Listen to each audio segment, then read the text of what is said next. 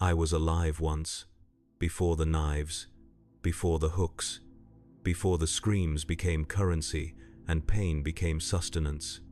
I remember fragments of that time, though each passing cycle erodes those memories further. They slip through my fingers like blood across polished obsidian. My name was Draven Clith. Perhaps it's still Island. Names hold little meaning in Comorag, the Dark City. Here, we are defined not by what we are called, but by what we endure and what we inflict. I was human once, dragged screaming through the shimmering veil of a webway portal by creatures whose elegant cruelty defied comprehension. I believed I had glimpsed demons. I was wrong. Demons would have been merciful. The dark Eldar, the Drukhari, the fallen children of a fallen empire. They do not take slaves for labor or conquest. They harvest souls to feed upon our suffering, to fill the gnawing emptiness where their souls should be, and I am now one of them, not by birth, but by horrible transformation. A rack, a living canvas for the flesh sculptors, a tool wielded by greater monsters. I feel the alterations even now. My spine elongated and reinforced with surgical precision. My nerve endings rewired to experience pain with exquisite sensitivity. My skin peeled back in places and kept eternally raw. These modifications were not punishments but privileges bestowed upon me after I proved my usefulness. After I demonstrated my willingness to survive at any cost. The air in Comorag tastes of electricity and copper, charged with ambient suffering and spilled vitae. The spires of the dark city pierce upward like blades thrust into the underbelly of reality itself. We exist in the space between spaces, hidden within the ancient webway network created by the Eldar of old. Their ancestors built highways through reality. Their descendants built a slaughterhouse at the crossroads. The light here never changes. It emanates from stolen suns, trapped in containment fields, and slowly drained of energy. Just as we are all slowly drained. Just as everything here serves as sustenance for something else. I walk the knife edge between servant and experiment. My master is a homunculus, an ancient flesh sculptor who has cheated death countless times by storing his essence in the pain of others. He is older than most human civilizations. His name translates poorly to human language, but the closest approximation would be he who arranges nervous systems into pleasing patterns. I call him Master when I must speak at all.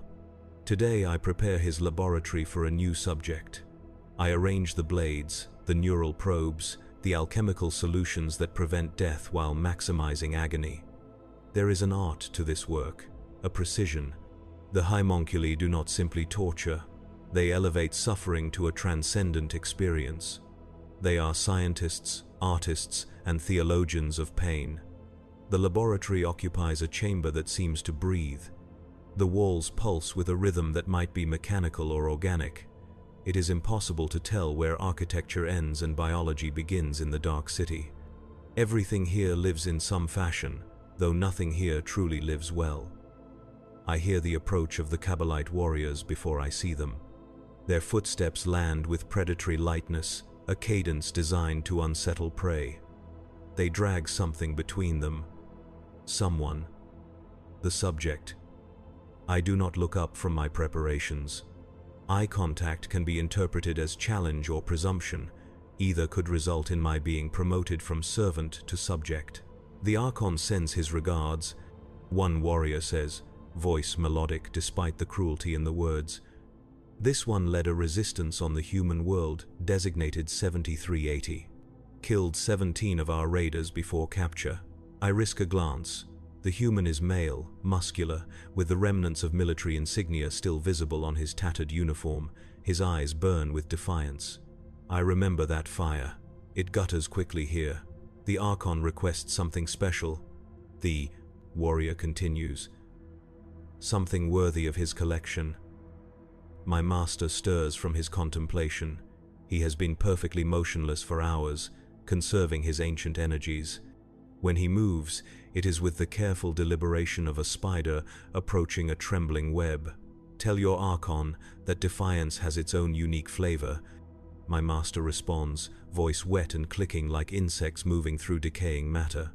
I shall isolate it, distill it, and return it to him in a form he can savor for centuries. The warriors secure the human to the central apparatus. His struggles are impressive but futile. The restraints are both physical and metaphysical, binding muscle and will simultaneously. As the Kabbalites withdraw, one pauses near me, head tilting with predatory curiosity. This one was made, not born, she observes, studying my modified form. How fascinating that it serves willingly. I keep my eyes lowered. Survival necessitates adaptation. She laughs. A sound like crystal breaking. It speaks Imperial Gothic still, though its vocal apparatus has been enhanced. Quaint, like preserving a childhood toy. After they depart, my master approaches the bound human. The subject spits curses, threatens retribution from his emperor, promises a death that will echo through eternity. All the usual protestations. All meaningless here. Draven, my master addresses me without looking away from his new canvas. Tell our guest what awaits him. It is a test. It is always a test. I approach the struggling human, meeting his gaze directly. I see myself reflected in his eyes, not as I am now, but as I was then, newly captured, clinging to humanity like a shield. There is no rescue, I tell him, my voice modulated by the surgical modifications to my throat, creating harmonics no human vocal cords could produce. There is no escape. There is no merciful death to release you. You exist now as nourishment. Your pain sustains creatures who have lived for millennia by feeding on suffering. They are masters of preventing death while maximizing agony. The human's expression shifts from defiance to dawning horror. Your resistance is anticipated, valued, even. It will be harvested along with your screams. Your hope will be cultivated, then repeatedly crushed. Your memories will be extracted and replayed for you in corrupted form. Your identity will be systematically dismantled until you cannot remember who you were before this table. My master makes a sound of approval. But there is one mercy, I continue. Eventually, your mind will break. You will adapt. You might even, as I did, become useful enough to be remade instead of simply unmade. That is the only victory available to you now. Not escape, not defiance, but transformation. The human begins to weep. The first crack in the armor, the first step in a journey I know intimately. My master places a hand on my shoulder. His fingers are impossibly long, tipped with implements that could either caress or flay with equal precision. Well spoken, Draven. You have learned much since your arrival. Perhaps soon we shall discuss further enhancements for you. Would you like that? I bow my head. I live to serve, Master. It is not a lie. Not entirely. I live because I serve. I serve because the alternative is to become like the weeping human on the table, and I have been on that table enough for several lifetimes. As my master begins his work, I assist with practiced efficiency. I hand him tools. I monitor the subject's vital signs. I adjust the alchemical drips that keep the human conscious and responsive no matter what is done to him, and I remember my own time on the table. The lessons carved into my flesh, the simple truth that the Dark Eldar taught me through endless suffering. In Camorra, even the tormentors live in perpetual terror. We hurt others because it postpones our own pain. We inflict suffering because the alternative is to endure it. The human screams begin in earnest now. I focus on my tasks, compartmentalizing as I was trained to do, but beneath my concentration, a constant awareness remains, the knowledge that in the dark city there are no innocents, only predators and prey, and the terrible understanding that at any moment our roles could be reversed. Outside the laboratory, beyond the pulsing walls and twisted corridors, Camorra continues its eternal feast. The dark city hungers, and we are all, in our own ways, just meat for the table. I was human once, now I am a rack. Tomorrow, who can say? In Camorra, identity is as mutable as flesh in the hands of a skilled homunculus, and my master is very skilled indeed. The cycle of pain continues uninterrupted in Camorra. Time holds little meaning here. We mark its passage not by days or years but by transformations, by the ebb and flow of power between the great houses, by the raids into real space that bring fresh meat for the never-ending hunger. I walk through the screaming halls, a thoroughfare connecting my master's laboratory to the wider reaches of the homunculi coven. Above me, the stolen suns pulse with sickly light, creating shadows that seem to move with predatory intent. The architecture defies comprehension, spires and arches and walkways that intersect at impossible angles, creating vistas that hurt the mind to contemplate. The former human soldier has survived 3 sessions on my master's table. His resilience is remarkable. Where others would have broken entirely, he maintains some fragment of self, some kernel of defiance buried beneath layers of trauma and surgical modification. My master is pleased by this. Pleased subjects rarely remain intact for long. I carry samples of the soldier's altered tissues. My master has begun preliminary work to replicate the subject's unusual pain threshold in other specimens. The vials pulse with a faint bioluminescence, reactive to the ambient suffering that permeates the dark city. As I navigate the winding path, I pass other racks and servants. Some were human once, like me. Others were Eldar who fell from grace, their status stripped away as punishment for failure. We acknowledge each other with the briefest glances, careful not to show interest or sympathy. Such weaknesses are exploited ruthlessly here. The homunculi covens occupy the lowest levels of Komorrag, both physically and socially. Yet paradoxically, they wield immense power. The Dark Eldar fear true death above all else, for it means their souls are claimed by She Who Thirsts, the Chaos God born from their ancestors' depravity. Only the homunculi possess the knowledge to resurrect the fallen, to regrow bodies from scraps of flesh, to restore consciousness to those who have tasted oblivion. And so the proud archons and dracons, the succubi of the witch cults, the scourges with their grafted wings, all must pay homage to the twisted flesh crafters. They bring gifts, they offer favors, they promise anything to ensure that should they fall, they will return. I reach an intersection where the passage branches into multiple identical corridors.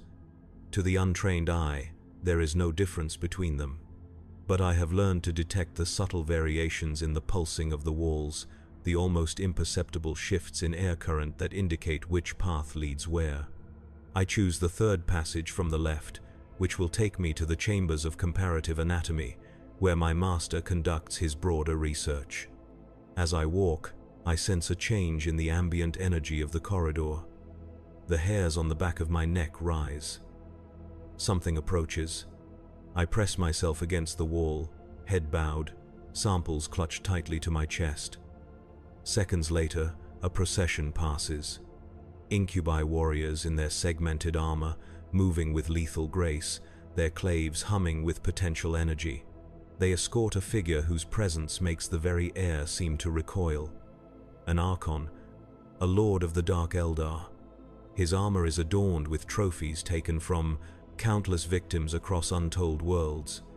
His face is a mask of cruel beauty, features so perfect they become horrifying in their inhuman symmetry. Power emanates from him like heat from a furnace, distorting the reality around him. I do not look directly at him. To do so would be to invite his attention, and the attention of an Archon is rarely survivable. But from the corner of my eye, I glimpse something unexpected. The Archon's aura pulses with agitation, concern, perhaps even fear. The procession passes, and I remain motionless until they are well beyond sight.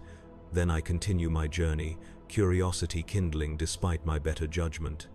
An Archon displaying anything resembling worry is unusual enough to note.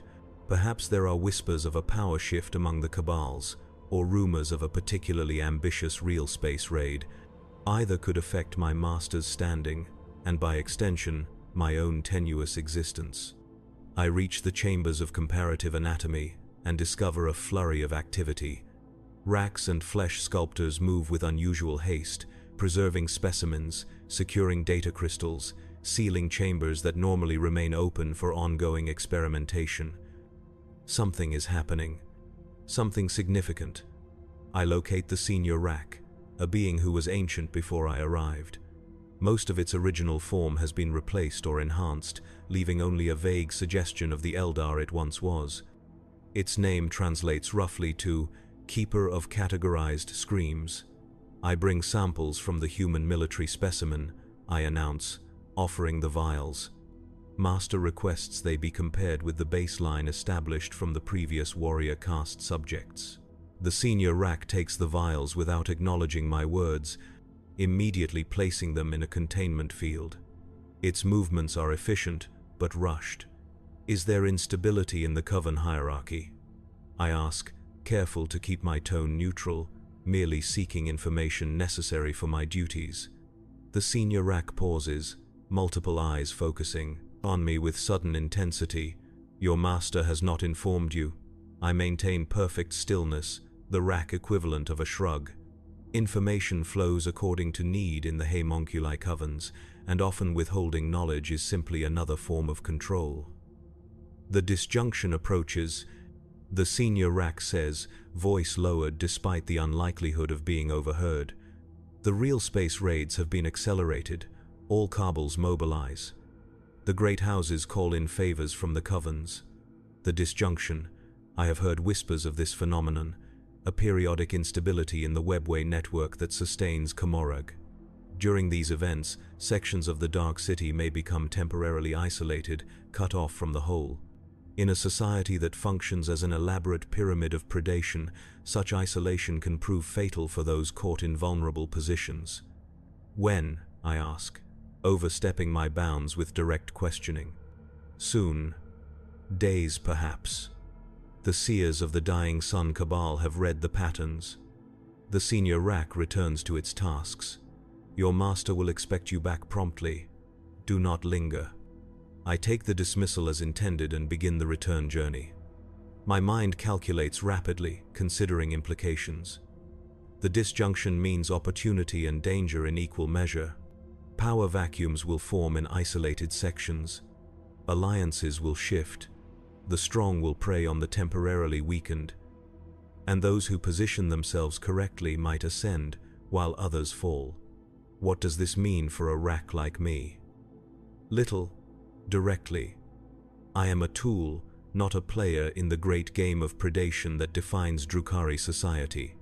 But my survival depends on my usefulness, and knowledge is always useful to those who possess the wisdom to apply it judiciously. I take a different route back to my master's laboratory. Not the most direct path, but one that passes near the edges of the Kabbalite districts, where whispers might be overheard. Information gathered now could prove valuable currency in the coming upheaval. The wider corridors of Komorrag teem with activity. Raiders prepare for expedition. Slaves are herded in greater numbers toward the waiting vessels. The air vibrates with anticipation, the Dark Eldar energized by the prospect of violence and acquisition on a grand scale. I keep to the shadows, just another servant on assigned tasks, unremarkable, beneath notice. It is a survival skill I have perfected. As I pass a junction leading to one of the gladiatorial arenas, I notice unusual movement, not the typical flow of spectators or combatants, but a martial precision that suggests Kabbalite operations. Warriors in the colors of 3 different houses move in coordinated patterns, securing positions around the arena's perimeter. Curious. The arenas are typically neutral ground, controlled by the witch cults rather than the cabals. Their violation of this boundary suggests either unprecedented cooperation or the opening moves of internal conflict. I linger just long enough to observe the insignia of the primary cabal involved. The Poisoned Tongue, one of the most influential, led by Lady Maliz, a figure whose cunning is legendary even by Dark Eldar standards. If her forces move so openly, the coming disjunction must truly promise significant opportunity. A sharp pain lances through my modified nervous system. A reminder, my master calling me back. The connection between us is not telepathic but a crude approximation, a bioengineered leash that compels obedience through discomfort. I abandon my observations and hurry back toward the laboratory. The summons grows more insistent with each step delayed. By the time I reach the pulsing entrance to my master's domain, the pain has escalated to a persistent burn along my spine. Inside, I find not just my master but a gathering of homunculi. 3 ancient flesh crafters, each more grotesquely modified than the last, converse in tones too modulated for my enhanced hearing to fully capture. They speak an archaic dialect, deliberately obscuring their exchange from lesser ears. My master notices my return but gives no indication of approval or disapproval. He simply gestures for me to assume my position at the preparation station. I comply immediately, though my curiosity burns stronger than the subsiding pain of the summons. The human soldier remains on the central table, though his configuration has been significantly altered since my departure. His limbs have been removed and reattached in arrangements that defy conventional anatomy. His nervous system glows visibly beneath translucent skin. His eyes follow my movement, recognition still visible despite everything that has been done to him. One of the visiting homunculi approaches the subject, examining my master's work with a critical gaze. The pain threshold adaptations are impressive, the visitor acknowledges. Such resilience could prove useful for the specialized troops requested by the Archon of the Black Heart. My master inclines his head, accepting the rare compliment. The human military bloodlines occasionally produce exceptional specimens. This one has potential beyond mere entertainment. The human on the table makes a sound, a rattling in his reconstructed throat that might have been an attempt to speak. All eyes turn to him. It retains cognitive function despite the extensive modifications, another homunculus observes. Remarkable, my master gestures to me. Draven, demonstrate the subject's retained faculties. I approach the table, meeting the human's gaze. His eyes widen slightly. Does he recognize something of his own former humanity in me, or is he simply responding to a face he has seen before amid the nightmare of his existence here? Soldier, I address him, using Imperial Gothic. Recite your military designation and primary combat function. The human's reconstructed jaw works, muscle memory fighting against new configurations of bone and tissue. When he speaks, his voice emerges as a harmonic whisper, beautiful and horrifying. Sergeant Marcus Kell, 103rd Cadian Shock Troopers, heavy weapons specialist. One of the homunculi makes a sound of appreciation. Cognitive retention at this stage of modification is unusual. Your techniques have improved, brother. My master acknowledges this with a slight gesture. The subject's willpower serves our purposes. The stronger the mind, the more exquisite the breaking, and the more valuable the final result. The human, Sergeant Kell, focuses on me with sudden intensity. You are human, he rasps. You betrayed your species. The homunculi watch with clinical interest. This is another test, for both the subject and for me. I survived, I reply simply. As you are surviving, adaptation is not betrayal. It is evolution. Death would be better. Kell insists, though his reconstructed vocal apparatus makes the words sound like music rather than defiance. I lean closer, as if adjusting one of the monitoring devices attached to his exposed nervous system. Death is not an option they will grant you, I whisper, but neither is this state permanent. Adaptation opens possibilities, survival alone does not. I do not know why I say this. Perhaps some fragment of human empathy remains within me, despite everything. Perhaps I simply wish to observe how hope affects his physiological responses, data that might prove useful to my master. The human's eyes change, a flicker of something, understanding perhaps, or the beginning of the same terrible comprehension that transformed me from victim to tool. I straighten and step back, returning to my duties. The homunculi continue their discussion, planning how best to utilize the techniques demonstrated on Sergeant Kell for the coming raids. The disjunction will require specialized troops, warriors modified to withstand unusual environmental stresses or empowered to capture specific categories of slaves. As I prepare the instruments for the next phase of Experimentation. I consider what I have learned. The disjunction approaches. The Cabals prepare for unprecedented raids. The homunculi covens have been commissioned to provide specialized support, and somewhere in this tangled web of predation and power, perhaps there exists opportunity even for a lowly rack like me. Not freedom, never that, but perhaps advancement, perhaps protection against the vicissitudes of fate in a city where cruelty is the only constant. I glance again at Sergeant Kell, at his eyes still burning with defiance despite his transformation. I recognize that fire. I had it once. Now I have something else. Something colder. Something that might, with careful cultivation, become power of a sort. In Komorra, pain is currency and survival is salvation. Mercy is the one luxury no dark Eldar can afford. But knowledge, properly applied, can be a weapon as sharp as any blade. And I am learning. Always learning. The preparations for the coming disjunction have reached a fever pitch. The dark city vibrates with anticipation, a predator tensing before the leap. In my master's laboratory, we work without pause, modifying subjects according to specialized requirements from various cables. Today I assist with the final adjustments to Sergeant Kell. He has surpassed expectations, his human physiology accepting modifications that would kill lesser specimens. My master has decided that Kell will serve not as a mere experiment, but as a prototype for a new class of arena combatant, showcasing the Coven's innovative techniques to potential clients. Apply the neural accelerant, my master instructs, gesturing to a crystalline container of luminescent fluid. Precision is essential. Too much, and the cognitive functions we have preserved will be overwhelmed.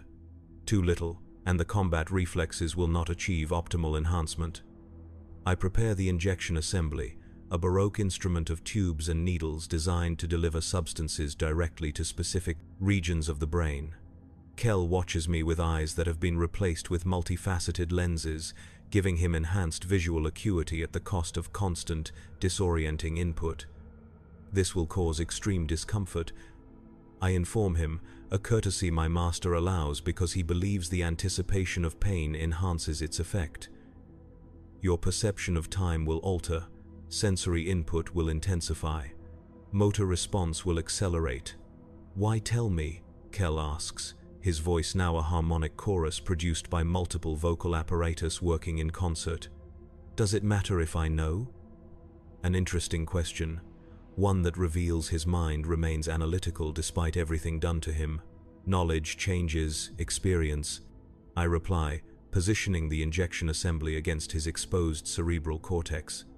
My master believes that understanding the purpose of pain gives it context that enhances its transformative properties. Your master, Kell says, the harmonics of his voice creating undertones of contempt. You speak of him with reverence, Stockholm Syndrome, or have you truly forgotten what it means to be human? The term he uses is unfamiliar to me, some cultural reference from his world perhaps, but the accusation behind it is clear enough. Humanity is a set of limitations I have transcended, I tell him, reciting a doctrine that has been carved into my flesh countless times. In Komorra, there is only predator and prey. I chose not to remain prey. I activate the injection mechanism. Kell's body convulses as the neural accelerant floods his modified brain. His multifaceted eyes spin rapidly in their sockets, processing information at speeds no unmodified human could comprehend. His mouth opens in a silent scream, the harmonic vocals temporarily overwhelmed by the intensity of the experience. My master observes with clinical satisfaction. Excellent. The calibration appears optimal. Prepare him for transport to the arena. The demonstration is scheduled immediately following the Cabal. Council gathering. I work efficiently, disconnecting monitoring devices, securing specialized restraints designed to contain Kell's enhanced strength without damaging the modifications. As I work, I feel my master's attention shift to me. You have performed admirably throughout this project, Draven, he says, the rare praise immediately putting me on alert. Your understanding of both human baseline physiology and our more advanced techniques has proven valuable. I live to serve, Master. I respond automatically, the phrase a shield against whatever might follow. Indeed, my master's voice carries harmonics of amusement. Your adaptation has exceeded expectations. Originally, I had intended you merely as an interpreter of human responses, a translator of pain, but you have become something more, something worthy of investment. I remain silent, recognizing the danger in this conversation. In Komorog, attention is rarely beneficial, even when it appears positive. After the demonstration, we will begin a new phase of your modification, my master continues. Your service has earned you the privilege of advancement. Advancement. The word carries complex implications. It could mean genuine enhancement, elevated status, greater agency. Or it could mean more extensive alteration, deeper integration into my master's systems, further erosion of whatever remains of my original self. I am honored, Master, I reply, keeping my tone neutral despite the calculation racing through my mind. As you should be. Few of your kind progress beyond basic rack functionality. Fewer still earn the right to specialized enhancement. My master turns away, his attention returning to Kel. The arena awaits our creation. The Archons must be shown the value of our innovations before they commit their resources to our coven for the disjunction raids. I complete my preparations of Sergeant Kel. He watches me, his modified eyes cycling through different visual spectrums, analyzing me, on levels beyond normal human perception. You are afraid, he observes, voice barely audible, not of death, of change. I do not respond. Engaging with a subject outside the parameters set by my master could be interpreted as insubordination. I understand now, Kel continues, undeterred by my silence. What you meant by adaptation opening possibilities. You play a longer game. I adjust the final restraint, leaning close as if checking its security. There is no escape from Komorog, I whisper, but there are degrees of captivity, degrees of agency. Remember that in the arena. Before he can respond, the transport team arrives. Specialized servitors, themselves horrific amalgamations of flesh and machine, designed specifically for the secure movement of dangerous specimens. They take custody of Kel, their movements precise and unhurried. Attend me for the demonstration. My master instructs me, your familiarity with the subject will be useful should any adjustments be required before combat. Yes, Master. We depart the laboratory, joining the flow of Drukhari moving toward the gladiatorial sectors. The atmosphere in the corridors has changed since the announcement of the coming disjunction. There is an edge to the usual predatory awareness, a heightened sense of opportunity and danger intermixed. The arena awaits in one of the oldest sections of Komorra, a vast structure built around a fragment of some ancient civilization. The origin of the central pillar that forms the arena's core is unknown even to the oldest homunculi. Some claim it predates the fall of the Eldar. Others believe it was stolen from real space, from some Xenos empire long since exterminated. Whatever its source, it pulses with energies that amplify emotion, making it ideal for spectacles of violence and suffering. We enter through the preparation chambers, where other homunculi and their racks ready their own contributions to the day's entertainment. The competition between covens is perpetual and vicious. Each demonstration serves not only to impress potential Kabbalite clients, but to establish hierarchy among the flesh crafters themselves. My master is greeted with formal deference by lesser homunculi and with cautious acknowledgement by his peers. I remain a step behind him, head slightly bowed, the perfect image of the well-trained rack. But my enhanced senses catalog everything, gathering information that might prove useful. The preparation chamber opens onto a staging area overlooking the arena floor. From this vantage point, I can see the vast expanse of the combat space, surrounded by ascending tiers of spectator platforms. Dark Eldar of every caste fill the viewing areas, from lowly half-born to the exalted Archons in their private observation pods. The anticipation is palpable. In a society built on the consumption of extreme emotion, Spectacles like this are both entertainment and sustenance. The suffering of the combatants, the bloodlust of the victors, the despair of the defeated, all generate the psychic energy the Dark Eldar crave, the nourishment that staves off the soul thirst inflicted by she who thirsts. On the arena floor, the first combatants are already engaged. Unmodified slaves, freshly captured from real space, fight with primitive weapons against creatures I cannot fully identify. Xenos beasts, perhaps, or failed experiments released for disposal through entertainment, merely the prelude. My master notes dismissively, the appetizer before the true feast. A delegation approaches our position.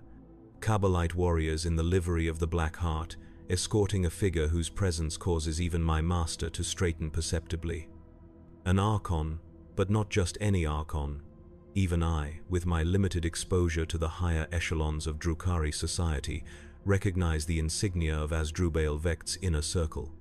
The Archon is accompanied by a Lamaean, one of the specialized courtesans trained in the arts of poison and seduction. She surveys our group with eyes that miss nothing, her beauty as lethal as any blade. Honored Homunculus, the Archon addresses my master. Supreme Overlord Vekt expresses interest in your latest innovations. The coming disjunction presents unique opportunities, and the Cabal of the Black Heart wishes to ensure its raids are supported by the finest specialized troops.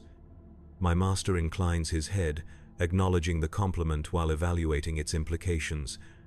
Vekt's attention is a double-edged sword, offering both opportunity and scrutiny. We are prepared to demonstrate a prototype designed specifically for the environmental challenges anticipated during the disjunction, my master responds.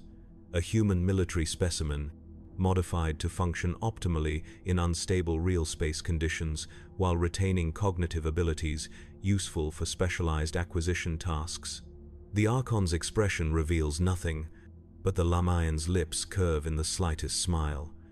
We look forward to the demonstration. The Supreme Overlord values innovation, particularly when it serves his specific interests. They move on, continuing their circuit of the preparation area, evaluating the offerings of various covens.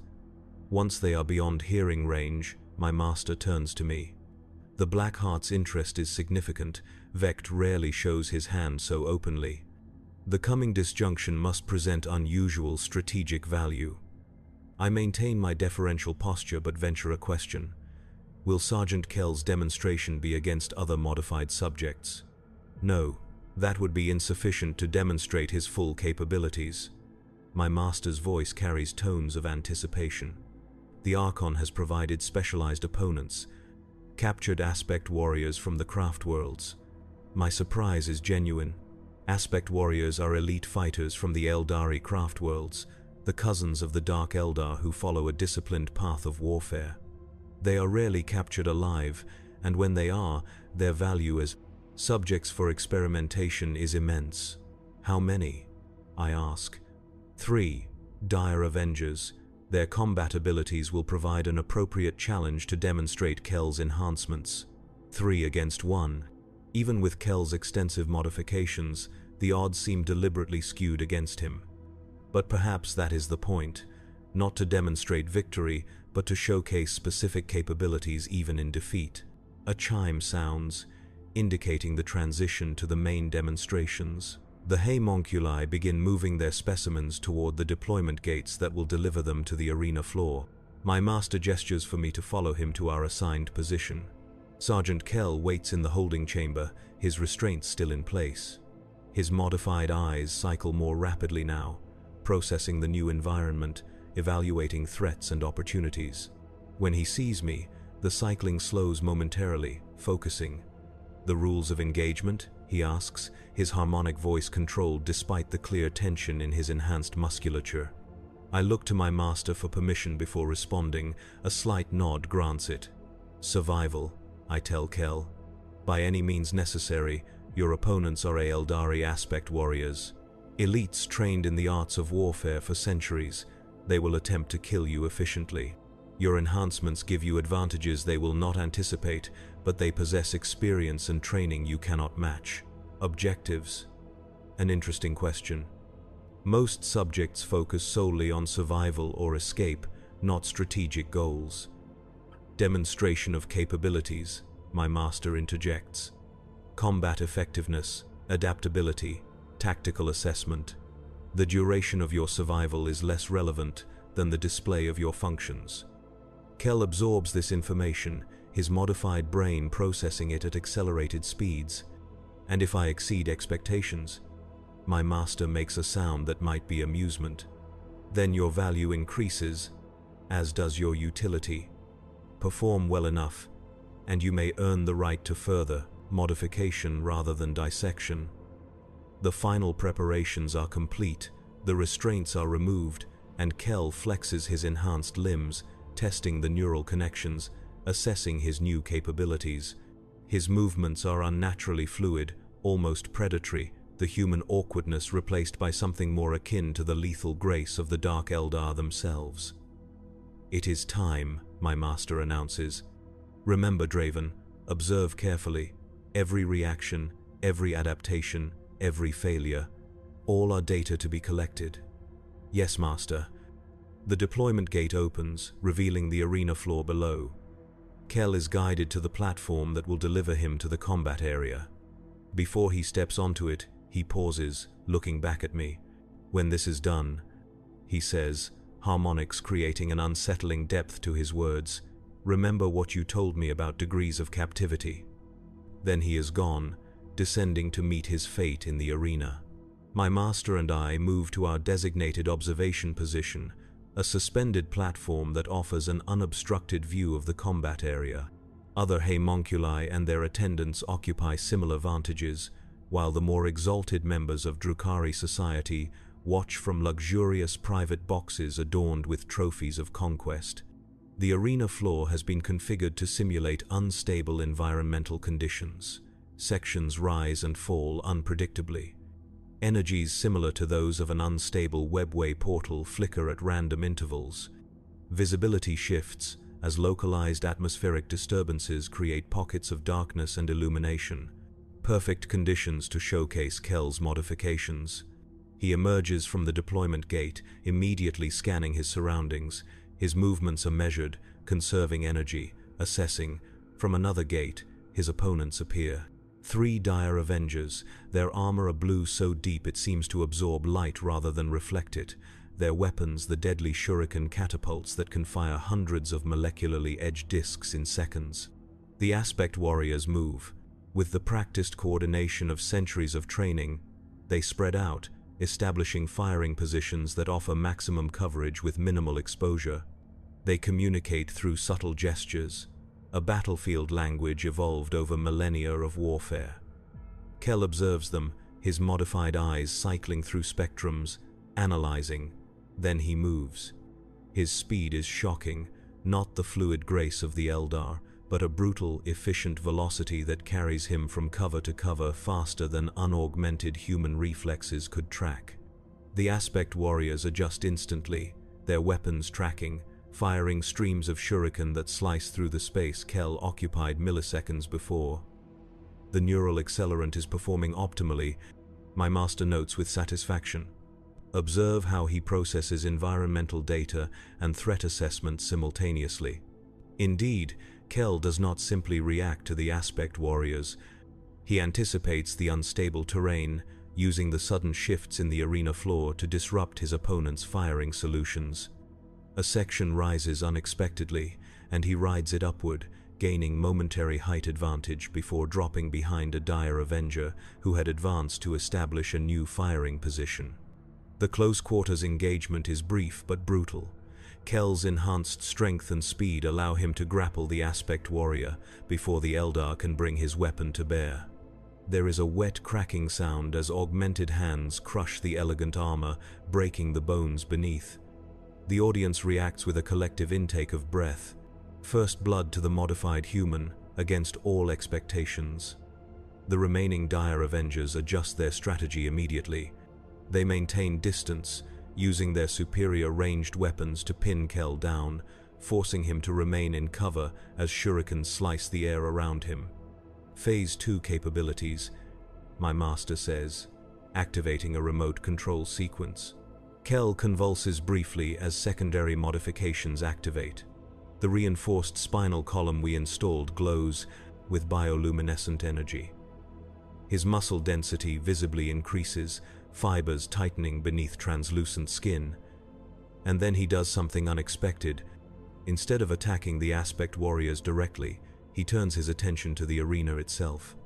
With enhanced strength, he tears a section of the unstable terrain free, creating improvised weaponry from the environment. Tactical adaptation, my master notes approvingly, cognitive functions performing beyond baseline projections. Kell hurls the torn section of flooring with calculated precision, not at the aspect warriors who would easily evade such a crude attack, but at the environmental control node regulating the unstable energies. The impact disrupts the carefully calibrated systems, causing a cascade of unplanned fluctuations. Darkness engulfs sections of the arena as power fluctuates. The aspect warriors adjust, their helmets compensating for the visual interference. But Kell has gained something more valuable than concealment: distraction. In the momentary readjustment, he closes distance again, this time attacking both remaining dire Avengers simultaneously. His movements are no longer merely fast but preternaturally coordinated, each limb operating almost independently yet in perfect concert. One aspect warrior falls, neck broken by a precisely calculated strike that finds the minute gap between helmet and torso armor. The last dire Avenger retreats, switching tactics, drawing a power blade for close quarters defense. The duel that follows draws appreciative murmurs even from the Archons. The aspect warrior's centuries of training manifest in flawless form, each strike and parry executed with textbook precision. Kell counters with raw efficiency, his enhanced nervous system processing combat data and adapting in real time. Blood flows from both combatants. The dire Avenger's blade finds gaps in Kell's modified form, slicing through enhanced muscle and reinforced bone. But Kell seems not to register the damage, his pain response completely overridden by the neural modifications we installed. Remarkable pain suppression. Comments a visiting homunculus from a neighboring observation platform. Is cognitive function maintained at full capacity despite severe tissue damage? Enhanced even, my master responds with professional pride. The neural pathways we installed utilize pain as additional processing power. The more damage he sustains, the more efficiently his combat analysis functions operate. The end comes suddenly. The dire Avenger executes a flawless killing strike, a move that would decapitate any normal opponent, but Kell is no longer normal. The flexible spinal reinforcement we installed allows his head to bend at an impossible angle, evading the lethal edge by millimeters. In the same motion, his hands lock onto the aspect warrior's arms, and with a savage application of enhanced strength, he tears them from their sockets. The arena falls silent as the last opponent collapses. Kell stands amid the carnage, bleeding from dozens of wounds, portions of his modified anatomy exposed to open air, yet still functional. His breathing is controlled, his posture alert. Waiting. Complete success, my master announces, loud enough for neighboring observers to hear. Combat capability against elite opponents confirmed. Environmental adaptation optimal. Cognitive function maintained throughout extreme stress conditions. The audience responds with the Dark Eldar equivalent of approval. Not applause, but a predatory intensity, an acknowledgement of worthy prey, of potential value. The Archon from Vekt's inner circle approaches our observation platform, the Lamaean still at his side. Impressive, the Archon acknowledges, particularly the adaptive tactics. Not mere brutality but calculation, useful for specialized acquisition during the disjunction. The Supreme Overlord has specific targets in mind? My master inquires, voice carefully modulated to show neither too much interest nor too little. The disjunction will create temporary accessibility to certain protected systems, the Archon replies obliquely. Assets previously beyond reach may become temporarily vulnerable, assets requiring specific handling. My master inclines his head in understanding. We can produce a limited number of similarly enhanced operatives before the disjunction manifests. Each can be calibrated for specific environmental conditions or target parameters. See that you do, the Archon says, the casual words carrying the weight of command from Vecht himself. The Cabal of the Black Heart will ensure your coven receives appropriate compensation and protection during the transitional instabilities. Protection. The word catches my attention more than compensation. The Archon is offering security during the coming disruptions, a commodity perhaps more valuable than any payment in a city about to experience structural upheaval. As the Archon departs, my master turns to me. Retrieve the specimen. Full biometric documentation required before regeneration procedures. Master. I descend to the arena floor, accompanied by recovery servitors programmed to secure potentially dangerous subjects. Kell remains where he stood at the combat's conclusion, still alert despite his injuries. His modified eyes track my approach, cycling through assessment patterns. You performed beyond expected parameters. I inform him as the servitors move to secure him. Your demonstration has secured valuable contracts for the Coven. And my reward? Kell asks, voice harmonics strained by damage to some of his vocal modifications. Continued existence, I reply simply. Further enhancement rather than dissection, utility rather than entertainment, a harsh bargain by human standards. By Comorag standards, exceptional generosity. Kell allows the servitors to secure him without resistance. As they prepare him for transport back to the laboratory, he speaks again, voice lowered.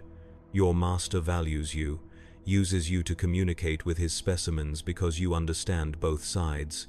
That makes you valuable, that makes you dangerous. I do not respond.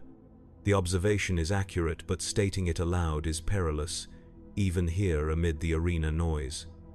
When the disjunction comes, Kell continues, everything changes, remember that. The servitors complete their restraint protocols, and we begin the journey back to my master's laboratory. Throughout the dark city, I sense the ripples of response to the demonstration. Whispers follow us, evaluations, recalculations of power and position based on the unexpected alliance between my master's coven and Vecht's inner circle. The disjunction approaches. Change approaches with it. And in Comorag, change is always dangerous, always painful, and occasionally, very rarely, opportunity disguised as catastrophe. I think of Kell's words. When the disjunction comes, everything changes. Perhaps even the immutable hierarchies of the Dark City itself. The chronometers in my master's laboratory measure time in real space equivalencies, a concession to the practical requirements of managing biological processes. By their reckoning, 3 standard Terran weeks have passed since Sergeant Kell's demonstration in the arena, 3 weeks of feverish preparation throughout Comorag, 3 weeks of escalating anticipation. As the disjunction draws nearer, my duties have expanded significantly. My master now utilizes me not merely as a laboratory assistant, but as an intermediary with the human specimens being modified for the coming raids. My understanding of both human psychology and Dark Eldar methodology makes me uniquely suited to prepare the subjects mentally for their transformation.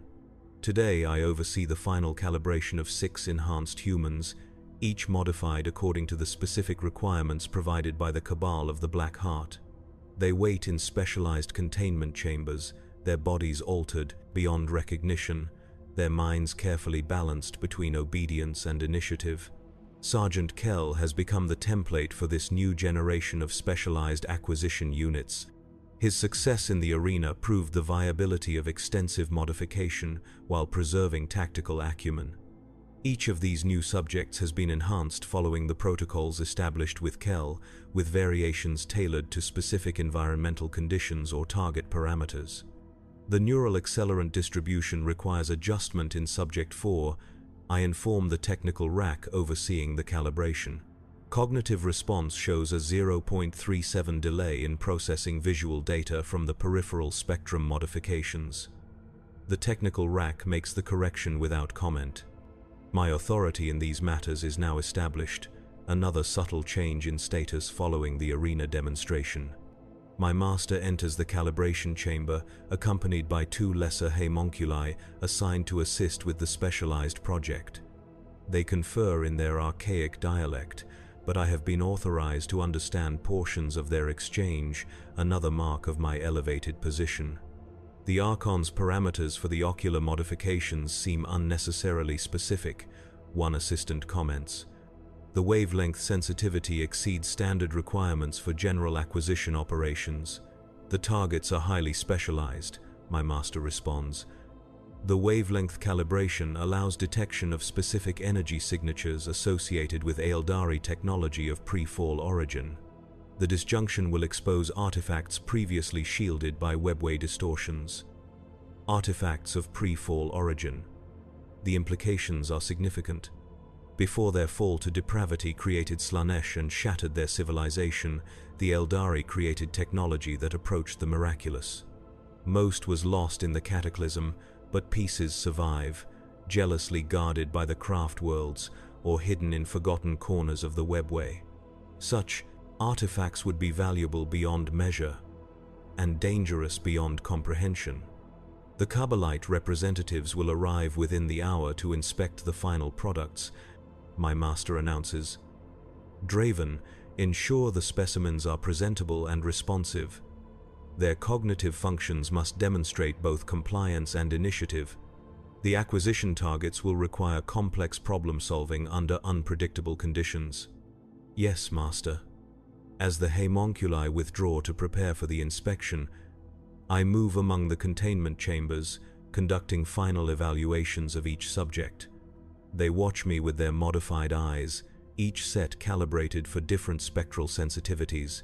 Some recognize me as a former human, others have been altered so extensively that such distinctions no longer register. I pause before Kel's chamber. His modifications have been refined since the arena demonstration, optimized based on combat performance data. He has healed from the damage inflicted by the dire Avengers, though healed is perhaps not the correct term. Rebuilt. Improved. The weaknesses exposed in combat have been systematically eliminated. Final cognitive evaluation, I announce, activating the communication system to his chamber. Scenario simulation will commence in 30 seconds. Kel inclines his head in acknowledgement. His movements are more fluid now, the integration of artificial enhancements with original physiology more seamless. He has adapted to his modifications faster than any previous subject, embracing transformation where others resist until their minds fracture. The simulation begins, hololithic projectors creating illusory environments populated with potential targets and threats. Kel navigates the scenario with exceptional efficiency, making correct acquisition decisions without hesitation, neutralizing obstacles with precisely calculated force, preserving targets with care that would seem incongruous with his lethal capabilities. Simulation complete, I announce as the hololithic imagery fades. Performance exceeds required parameters. Kel approaches the transparent barrier separating us. The disjunction, he says, voice now a perfect harmonic blend that carries subtle overtones audible only to modified hearing. It comes soon, not a question. An assessment, yes. You have prepared for it, he observes. Again, not a question. I consider my response carefully. The surveillance systems in the laboratory record everything, but my master has granted me limited discretionary communication with the specimens to facilitate optimal psychological conditioning. All of Komorok prepares, I reply neutrally. The disjunction creates both opportunity and vulnerability. And you, Draven? Which do you anticipate? A dangerous question, one that probes at loyalties and ambitions that should not exist in Iraq. I anticipate service to my master's interests, I answer, the expected response. Then, lower, subharmonics that might be missed by standard monitoring and adaptation to changing circumstances. Kel's modified eyes cycle through assessment patterns. The others, he indicates the neighboring containment chambers with a slight gesture. They were like me once, soldiers. Yes, military specimens produce superior results for these modifications. Existing combat training provides foundation architecture for the neural enhancements. And they understand what awaits them? They understand what is necessary. What awaits them is deployment during the disjunction. They will lead specialized raiding parties into sections of the webway normally inaccessible, seeking specific artifacts identified by Vect's inner circle. Their modifications will allow them to function in environments hostile to standard Drukhari physiology and to identify targets that would be invisible to unaugmented perception. Whether they will survive these operations is another question entirely. One I do not address, and Kell does not ask. The laboratory alert system chimes, indicating the arrival of the Kabbalite delegation. I complete my circuit of the containment chambers, making final adjustments to ensure optimal presentation, then assume my position at my master's side as the visitors enter. The Archon from Vect's inner circle leads the delegation, accompanied by the same Lamaean as before and a complement of Kabbalite trueborn, elite warriors born of natural birth rather than grown in the cloning vats that produce most Dark Eldar soldiers. Their presence signifies the importance Vect places on this project. Honored guests, my master greets them with formal deference. The specialized acquisition units are complete and calibrated to the precise specifications provided. Would you care to observe a demonstration of their capabilities? The Archon makes a gesture of assent. Show me the primary unit first, the one that performed in the arena. My master signals me to activate Kell's chamber for demonstration.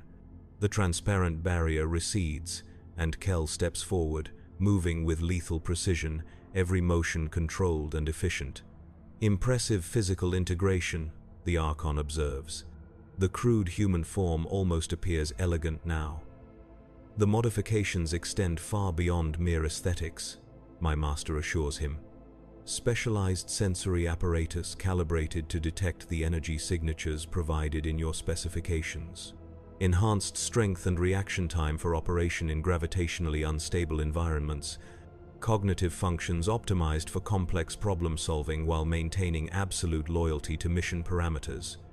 The Archon circles Kell, studying the modifications with the eye of a connoisseur.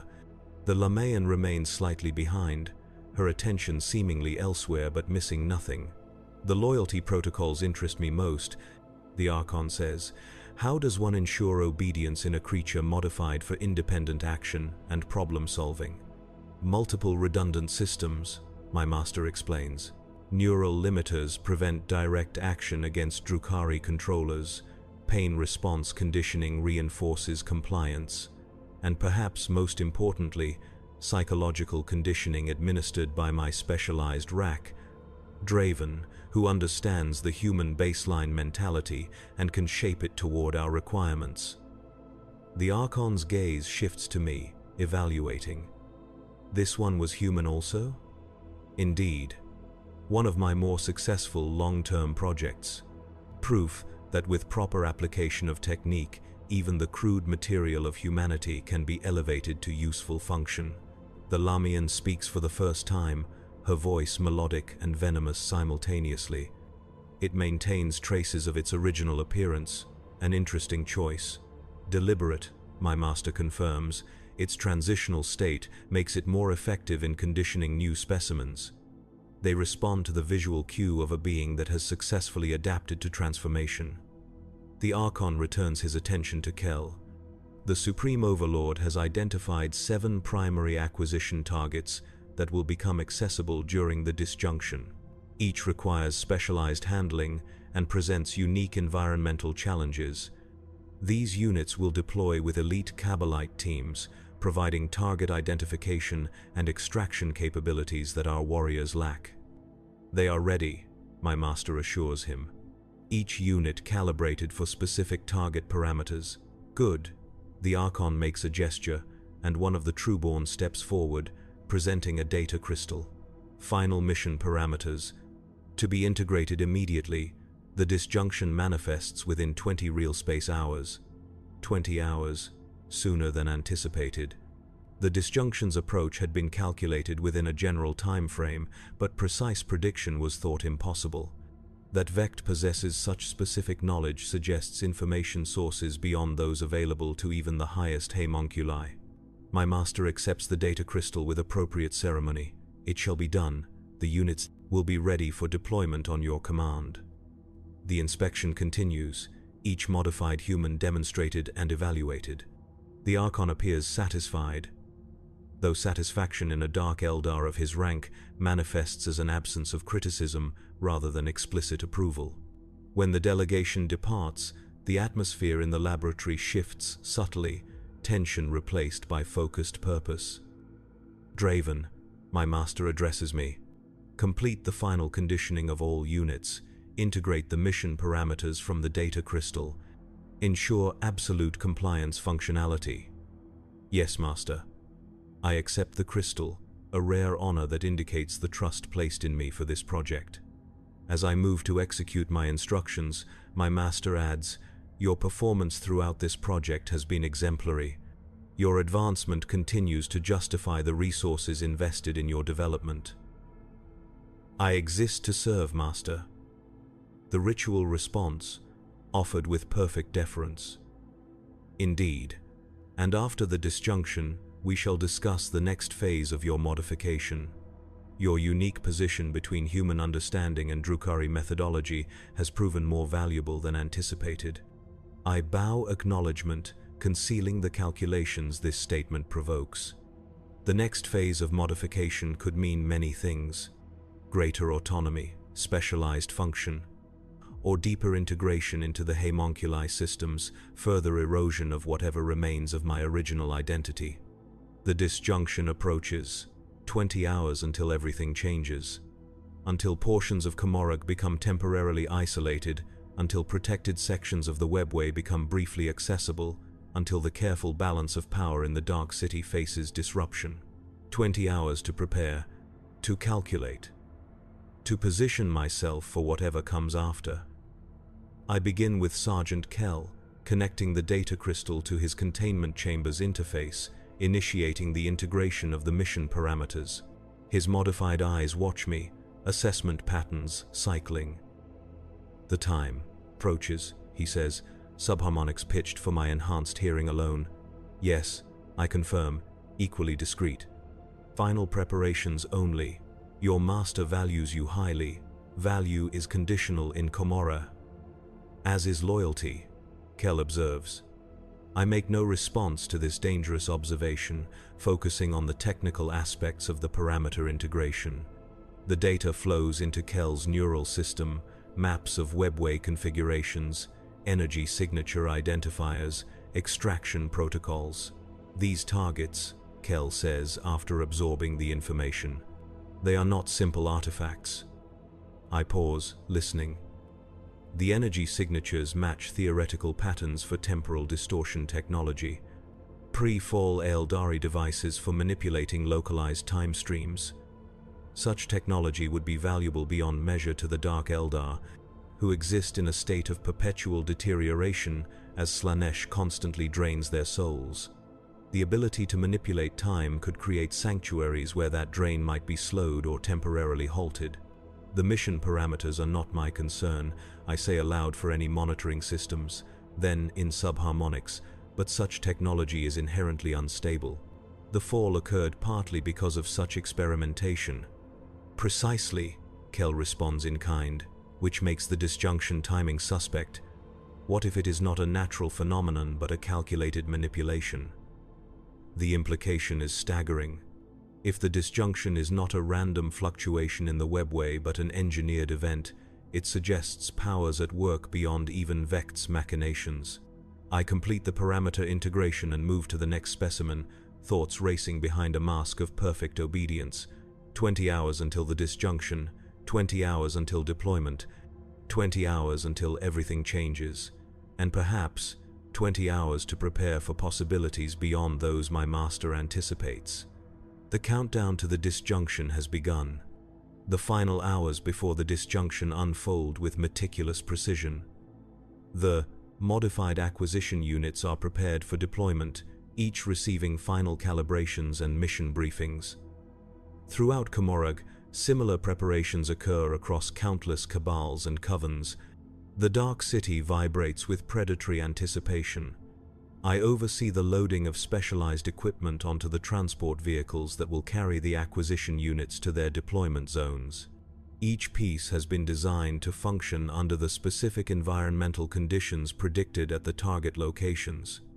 Gravitational stabilizers, temporal dampening fields, energy signature detectors calibrated to identify the ancient technologies hidden within the temporarily accessible regions of the webway. My master coordinates with other homunculi, establishing hierarchies of responsibility and credit for the coming operations. In Drukhari society, success must be claimed and attributed with the same precision as the technical preparations themselves. Glory and advancement flow to those who position themselves correctly before events unfold. As I work, I maintain constant awareness of my surroundings. The laboratory has become a nexus of activity, with representatives from aligned covens and cabals moving through regularly, exchanging information, making final adjustments to agreements and alliances. In this environment of controlled chaos, opportunities arise. Conversations can be overheard, data glimpsed, patterns recognized. I learn that the disjunction will not affect all of Komorog equally. Some regions will experience complete isolation, cut off from the wider Dark City for the duration. Others will maintain connections but experience dimensional instabilities, making travel hazardous but not impossible. And some will gain temporary connections to sections of the webway normally inaccessible, pathways to treasures long thought beyond reach. The Cabal of the Black Heart has mapped these effects with suspicious precision. Their preparations target 7 specific locations where the temporal distortion technologies are believed to be hidden. Each acquisition unit has been assigned to one of these locations, accompanied by elite Kabbalite strike teams. Sergeant Kell has been assigned the most challenging target, a section of the webway that legend claims contains a working prototype of a device called the Terminus Horologe, a mechanism that supposedly creates a bubble of altered time flow where seconds stretch to years or compress to milliseconds. Such technology would be transformative for the Dark Eldar. Their eternal thirst for souls, their constant need to inflict suffering to stave off Slaanesh's draw on their essence, might be manipulated through controlled time distortion. Areas of accelerated time could be used to farm suffering more efficiently. Zones of slowed time could extend the nourishment derived from particularly valuable captives. As I load the final pieces of equipment, Kell is brought to the deployment bay. His containment unit is more elaborate than the others, equipped with additional stabilization fields and monitoring systems. His mission carries the highest priority and the greatest risk. Final equipment check, I announce, approaching his containment unit. The Kabbalite guards assigned to transfer him to the deployment zone stand nearby, their attention momentarily focused on coordination communications from their superiors. Kell watches me through the transparent barrier, his modified eyes cycling through assessment patterns that now seem almost familiar to me. We have worked closely throughout the preparation phase, his unique cognitive adaptations making him more partner than subject in the complex calibrations. All systems optimal, he confirms, subharmonics pitched for my hearing alone. But the temporal stabilizers are calibrated incorrectly for the target parameters. I check the readouts, outwardly performing standard verification. Explain, I respond in matching subharmonics. The settings assume standard temporal flow variations, but the target location, based on the energy signature profiles, will experience exponential rather than linear distortions. The stabilizers will fail catastrophically under those conditions. I verify his assessment against the theoretical models included in the mission parameters. He is correct, the calibration is wrong. But is it error or deliberate sabotage? Recalibrating, I announce aloud, making adjustments to the equipment settings. The changes are subtle but critical. The difference between functionality and failure under extreme conditions. The disjunction, Kell continues in subharmonics as I work. It begins already in the outer regions. reports of isolation and instability in the westward sectors. This is not information he should have access to. His containment unit is supposed to be information secure, except for direct mission parameters. How do you know this? I ask, keeping my visible actions focused on the equipment calibration. The neural interface for the mission parameters allows limited access to the deployment coordination network. I have been monitoring communications. Impressive and concerning. If Kell can access the network, his neural limiters may not be functioning as designed. He should be incapable of actions not directly aligned with mission objectives. The disjunction is not natural, Kell adds. The pattern progression matches theoretical models for induced webway destabilization. Someone is causing this. The implications are staggering. The disjunction has been assumed to be a natural phenomenon, a periodic instability in the ancient webway network that sustains Komorog. If it is artificially induced, it suggests a level of technological control over the webway that should not exist outside the most ancient and powerful entities in the galaxy. Calibration complete, I announce for the benefit of the Kabbalite guards who have returned their attention to us. The unit is prepared for deployment. One of the guards approaches, inspecting the containment unit. Transfer to primary deployment bay will commence immediately. Final coordination with strike team leaders in progress. I acknowledge the instruction and complete the documentation of the equipment preparation. As the guards prepare to move Kell's containment unit, he speaks once more in carefully modulated subharmonics. When everything changes, remember where you came from and what you have become.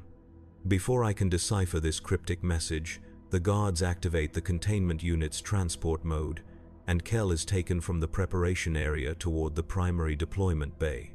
I remain behind, continuing my assigned tasks, but my thoughts race with calculations and possibilities. If the disjunction is artificially induced, who benefits most from the specific pattern of isolations and connections it creates? The obvious answer is Vect and the Cabal of the Black Heart, who have demonstrated suspiciously detailed knowledge of the effects and locations of interest. But even Vect should not possess technology capable of manipulating the webway on this scale, unless that is precisely what he seeks to acquire through these raids. Not just temporal distortion devices, but components of a larger system for webway manipulation. Pieces of a technology that, if assembled, would give its possessor unprecedented control over Komorog itself, which exists entirely within the webway network. My speculations are interrupted by a summons from my master. I proceed immediately to his private chamber, a rarely accessed sanctum where his most valuable and dangerous research is conducted. The fact that I am permitted entry is yet another sign of my elevated status. Inside, I find my master engaged with complex hololithic projections displaying the structure of the webway surrounding Komorog. Points of light indicate the locations targeted for the acquisition raids, each pulsing with data about predicted disjunction effects. Draven, my master acknowledges my arrival without looking away from the projections. The final preparations are complete? Yes, master. All units deployed or in final transition to deployment zones. Good. He manipulates the projection, focusing on one particular target location, the one assigned to Kell. This location presents unique challenges. The temporal distortions are predicted to be exceptionally severe. The acquisition unit may not survive, regardless of modifications. The unit is aware of the probability, I confirm. Its programming prioritizes acquisition over self-preservation. My master makes a sound that might be amusement. Programming. Such a limited concept for what we have created. These units, particularly the primary specimen, have evolved beyond simple programming. They have become something more interesting, more useful. I remain silent, waiting for him to continue. The Archon believes these units are tools, created to specification and discarded after use, my master says. He does not understand the true value of adaptive consciousness combined with specialized modification. These units are prototypes for something far more significant. I venture. More than servants. potential vessels, the implication becomes clear. The homunculi are masters of resurrection, capable of rebuilding their own bodies from scraps of tissue after death.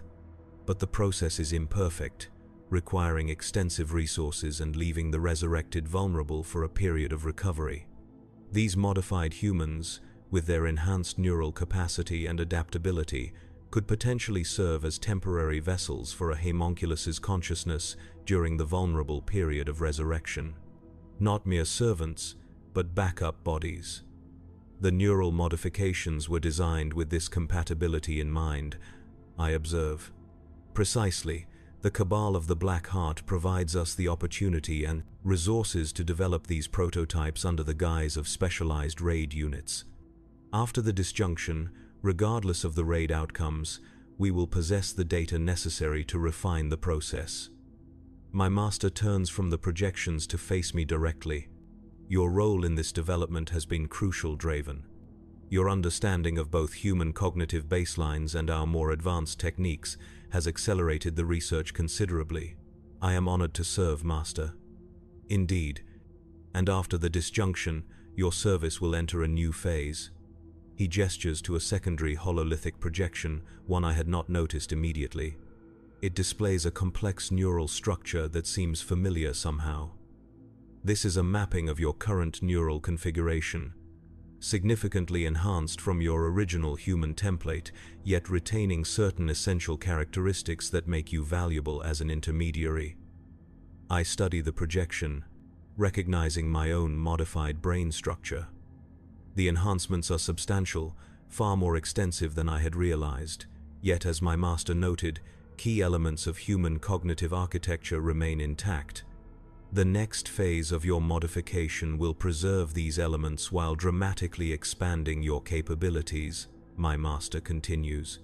You will become the prototype for a new class of overseer, not merely an intermediary with the human specimens, but a controller for multiple acquisition units simultaneously, a force multiplier for future operations. An honor beyond expectation, Master. The expected response, delivered with perfect deference. Indeed, though not without risk. The neural integration required is experimental. Success is probable but not certain. Translation: I will be the test subject for a dangerous procedure that may destroy my mind entirely. But if successful, I will gain significantly expanded capabilities and status. A calculated gamble, typical of homunculi advancement. I exist to serve the Coven's advancement, Master. Well said. My master returns his attention to the primary projections. The disjunction progresses according to predictions. Deployment of all acquisition units should complete before peak instability is reached. Then we wait for the results. And if the units fail to acquire their targets, then we will have valuable data on the limitations of our modifications under extreme conditions. And the Cabal of the Black Heart will bear the cost of the failed raids. My master's tone suggests this outcome has been calculated as well. The homunculi covens win regardless of the raid results. Knowledge is our primary currency, not artifacts. A chime sounds, indicating an incoming communication. My master activates the receiver, and a hololithic representation of a Kabbalite commander appears. Honored homunculus, the commander begins formally. Deployment of acquisition units to targets 1 through 5 is complete. Units 6 and 7 are in transit to final positions. Initial environmental readings match predictions. Temporal distortions at target locations are within acceptable parameters for the modified units. Excellent, my master responds. Continue according to established protocols. Report any significant deviations immediately. The commander acknowledges, and the communication ends. My master returns to studying the projections, making minute adjustments to certain calculations. You are dismissed, Draven. Monitor the recovery preparations for the acquisition units. When they return, they will require immediate attention to preserve both their physical integrity and the valuable data they will have accumulated during exposure to the target environments. Master, I withdraw from the private chamber, thoughts carefully controlled. The information I have gained is valuable but dangerous. my master's plans for my future advancement, the true purpose of the modified humans as potential vessels, the artificial nature of the disjunction itself. Knowledge is power in Komorog, but knowledge openly displayed is vulnerability. I proceed to the recovery chambers, where specialized equipment has been prepared to receive the acquisition units upon their return from the raids. Each station contains customized regeneration tanks, neural stabilizers, and data extraction apparatus. My task is to ensure all systems are functioning optimally, ready to preserve both the physical specimens and the invaluable information they will have gathered. As I work, I maintain awareness of the chronometers measuring the progression of the disjunction. By all calculations, the phenomenon should reach peak instability within 3 hours. The acquisition raids are timed to coincide with this peak, when the targeted sections of the webway will be most accessible. The laboratory communication system chimes, indicating an incoming alert. I access the nearest terminal. Disjunction progression accelerating beyond predicted parameters, the automated system announces. Temporal distortion readings from outer sectors exceeding established baselines by factor of 3.7, recalibration of deployment timetables recommended. Accelerating beyond predictions. This confirms Kell's assessment that the disjunction is artificially induced. Natural phenomena follow established patterns. Only controlled systems can accelerate unexpectedly. I continue my preparations while monitoring the alert updates. Throughout the laboratory complex, I sense a shift in activity, increased urgency. Contingency protocols activated. The homunculi adapt quickly to changing circumstances, their ancient intellects processing deviations and calculating new approaches within human speed. 2 hours pass. The disjunction continues to accelerate beyond predictions. Communications from the deployed acquisition units become sporadic, affected by the increasing instability in the webway. From the fragments that reach us, I learn that the environmental conditions at the target locations are significantly more extreme than anticipated. The temporal distortions in particular have surpassed the protective capacity of the equipment provided. I am summoned again, this time to the primary monitoring chamber where my master and several other senior homunculi track the progression of the raids. The atmosphere is tense even by Drukhari standards. Unit 3 has failed, one homunculus announces as I enter. Complete neural collapse following exposure to localized time dilation exceeding modifications tolerance. No acquisition confirmed.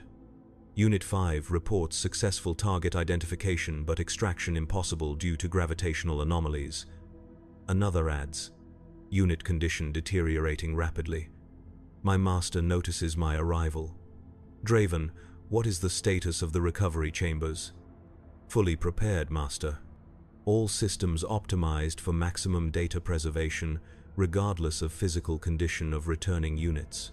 Adjust the neural stabilizers to compensate for extreme temporal exposure, he instructs. Based on these readings, all surviving units will experience significant chronological desynchronization.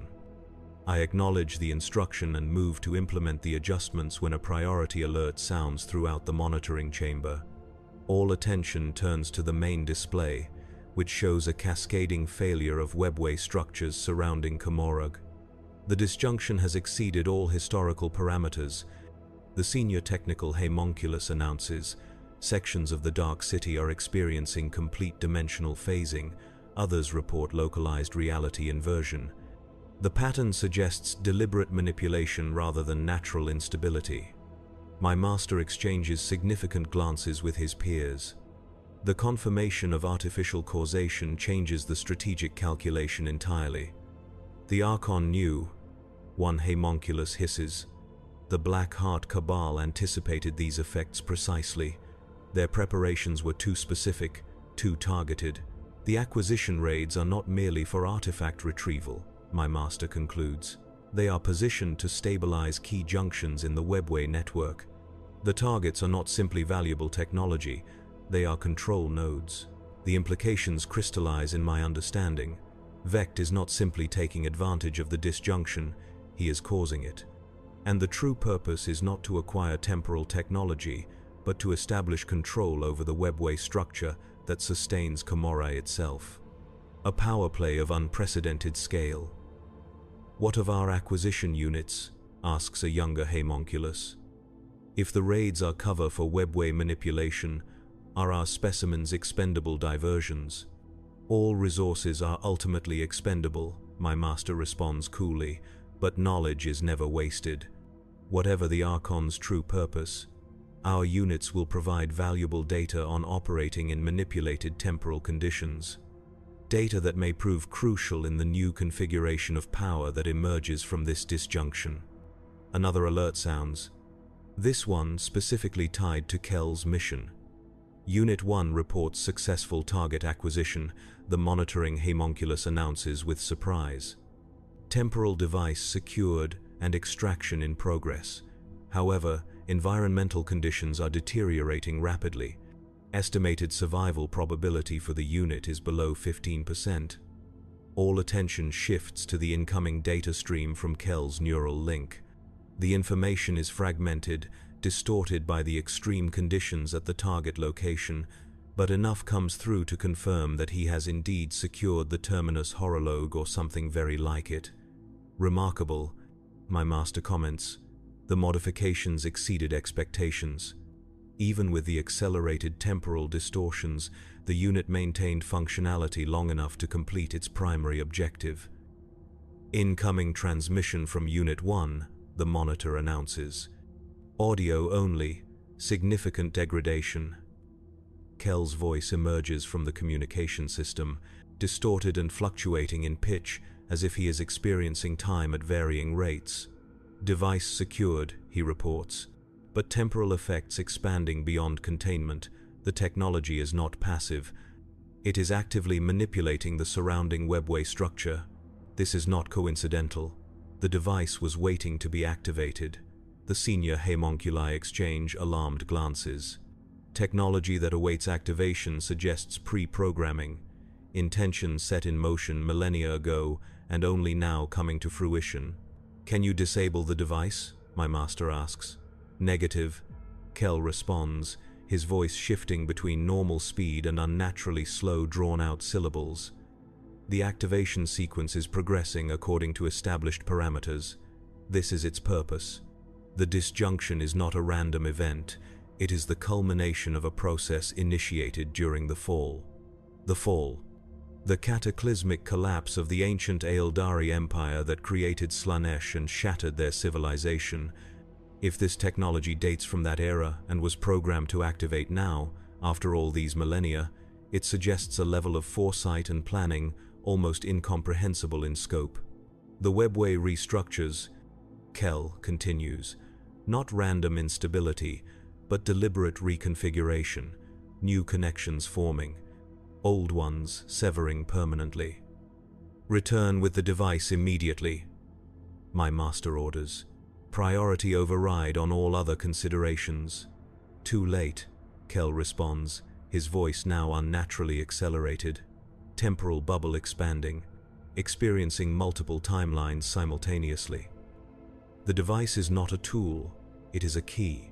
It does not manipulate time. It unlocks pathways closed since the fall.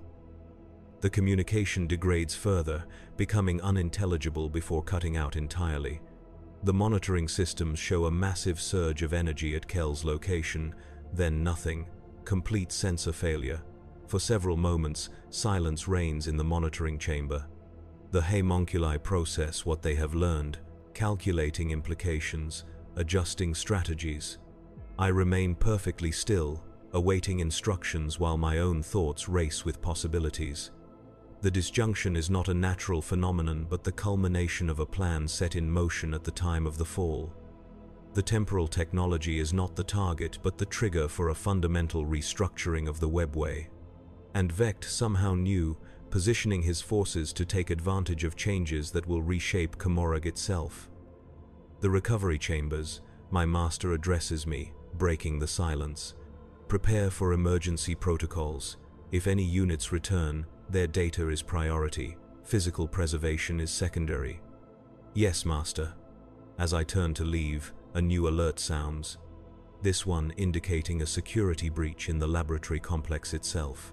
The monitoring displays show multiple sections of the homunculi coven experiencing systematic failure of containment fields and defense mechanisms. Impossible. One of the senior homunculi hisses. The security systems are isolated from the webway distortions, not isolated from deliberate sabotage, my master observes coolly. It seems the disjunction provides cover for more mundane power plays as well. Before anyone can respond, the main entrance to the monitoring chamber explodes inward. Through the smoke and debris stride warriors in the distinctive armor of the incubi, the elite mercenary killers who serve as bodyguards to the wealthiest and most powerful Dark Eldar.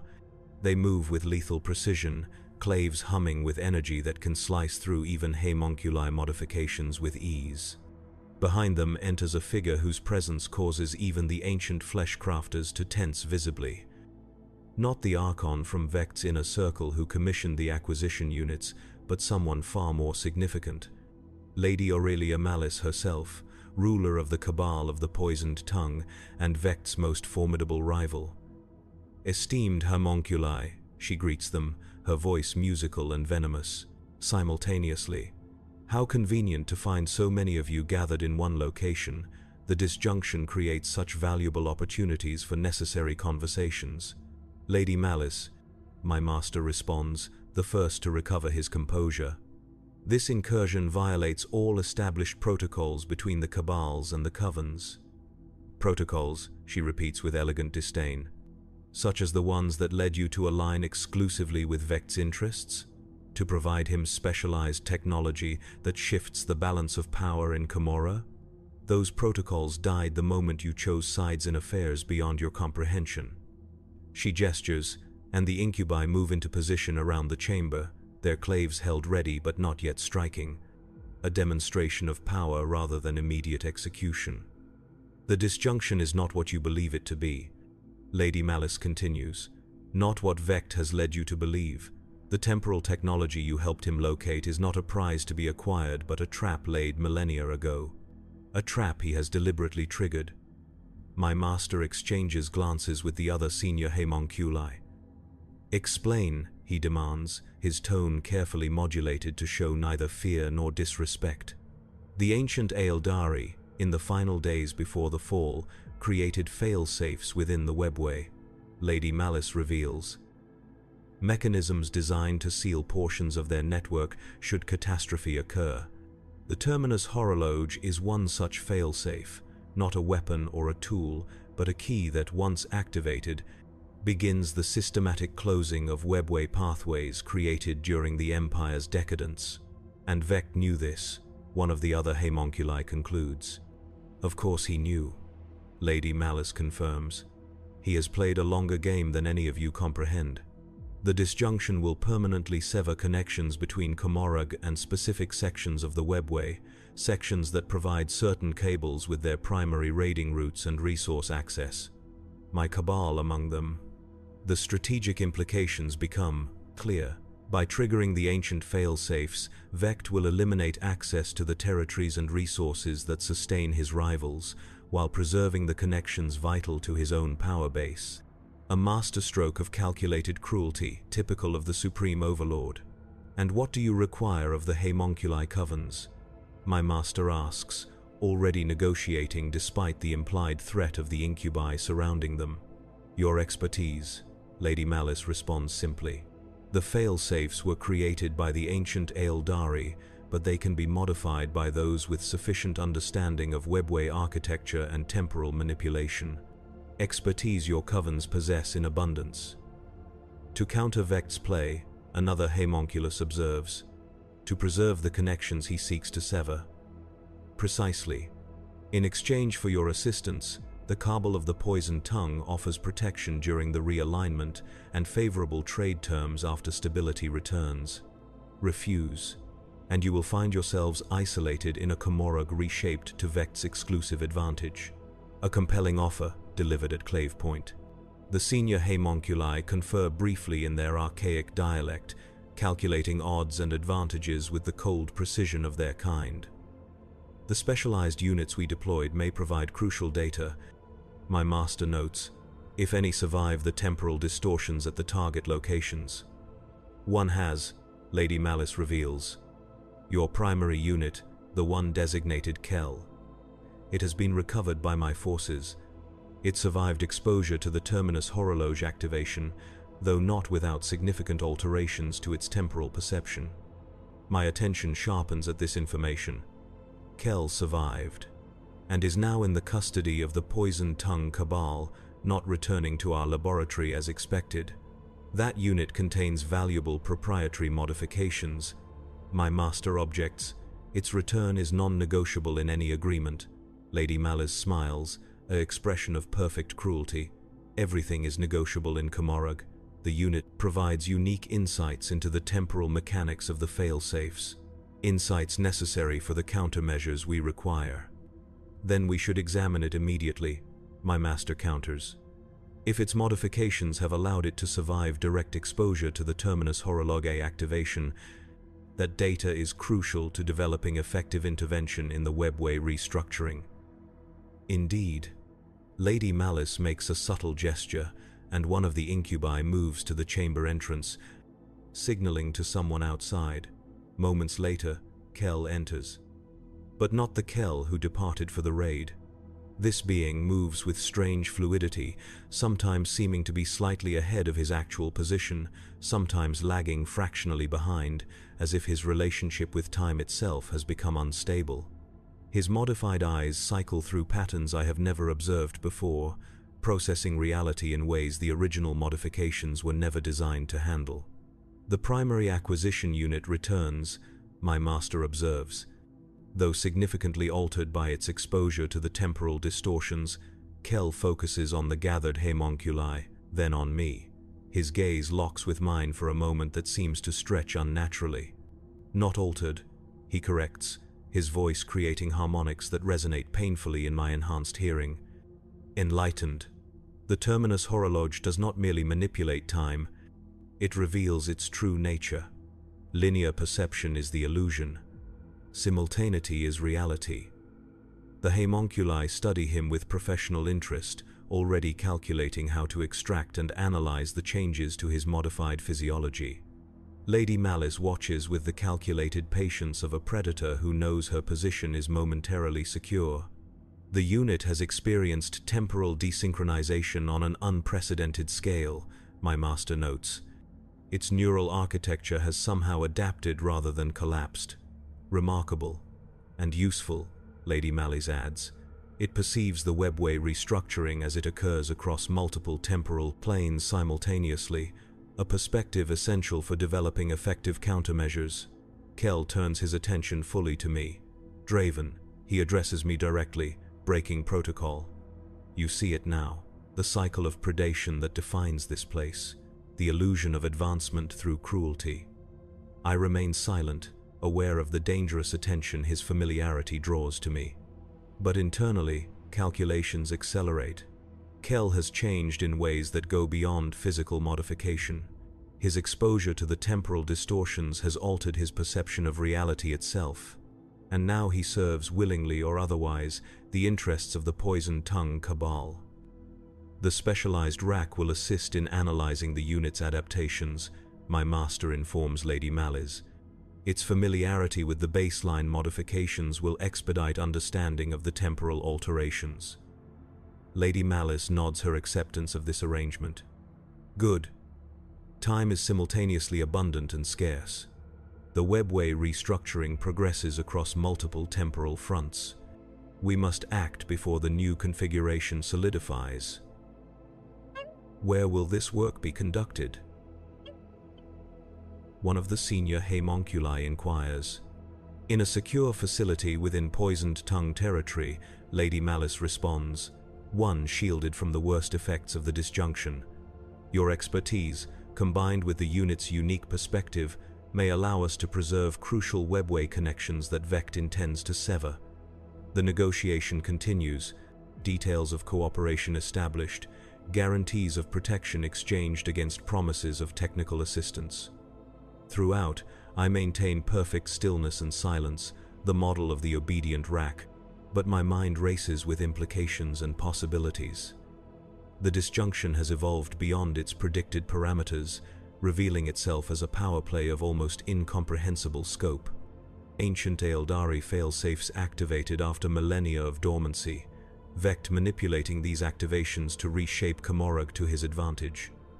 Lady Malice countering with her own gambit, forcibly recruiting the homunculi to preserve her cabal's position.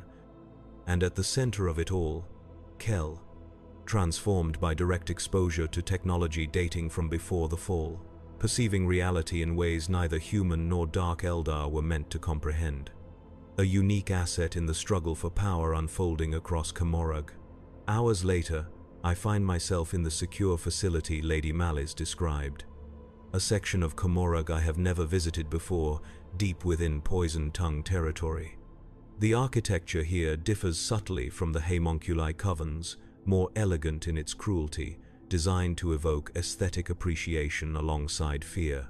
My master and two other senior homunculi work directly with Kel, analyzing the changes to his physiology and perception, developing theoretical approaches to countering the webway restructuring. I assist as required, providing baseline data on the original modifications, preparing specialized equipment, monitoring Kel's increasingly unstable temporal synchronization. During a brief period when the homunculi are conferring with Lady Malice's technical adepts, I find myself momentarily alone with Kel. He seems to anticipate this opportunity, or perhaps experiences it across multiple timelines simultaneously. The disjunction changes everything, Draven, he says, voice modulated to avoid detection by monitoring systems.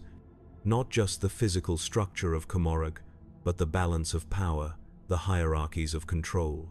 Such changes seldom benefit those of our station, I respond cautiously. Station is perception, reality is fluid. Kel's modified eyes cycle through patterns that seem to overlay multiple temporal states simultaneously. I have seen outcomes beyond current calculation, possibilities that exist outside conventional causality. What possibilities? I ask, professional curiosity overriding caution. Freedom is the wrong concept, Kel tells me. It implies escape, separation. The truth is integration. Adaptation not to survive within the system, but to transcend its limitations. Cryptic philosophy from a being whose mind has been altered by exposure to technology that manipulates time itself.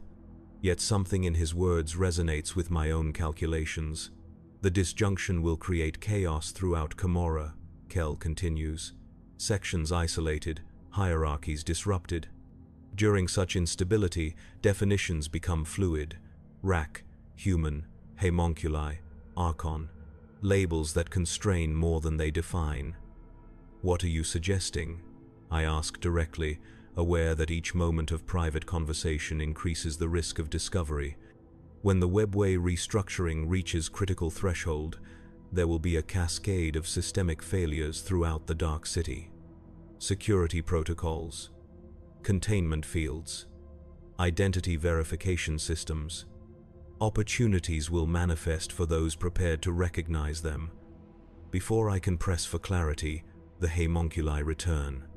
Our private exchange ends without resolution, yet Kel's words continue to process in my thoughts as I resume my assigned tasks. The work progresses rapidly. The combination of homunculi expertise, Kel's unique temporal perception, and the technical resources of the Poison Tongue Cabal produces theoretical countermeasures to the webway restructuring. Not to prevent the changes entirely, which appears impossible given the ancient and powerful nature of the failsafes, but to modify their effects, preserving specific connections vital to Lady Malice's interests while allowing others to sever as Vect intended. Throughout, I observe and calculate the shifting alliances, the technical details of webway manipulation, the increasingly unstable nature of Kel's temporal perception. All data points to be integrated into my understanding of the evolving situation. Days pass, though time itself seems increasingly subjective as the disjunction progresses. Reports reach us of sections of Comorag completely, isolated, of battles erupting between cabals as territory and access routes are contested, of ancient beings emerging from sealed vaults to take advantage of the chaos. The countermeasures near completion. Lady Malice prepares specialized teams to implement the technical solutions at key junctions in the webway network. The homunculi, including my master, negotiate continued favorable relations with the Poison Tongue Cabal once stability returns. And Kel grows increasingly erratic in his temporal synchronization. Sometimes he speaks of events before they occur, other times he responds to conversations that happened hours earlier. His physical form occasionally blurs, as if existing across multiple moments simultaneously. During the final preparations, as the implementation teams ready their equipment, another opportunity for private exchange arises. Kel approaches me while I calibrate a temporal stabilization device. It happens soon, he tells me. The critical threshold. The moment of maximum instability and opportunity.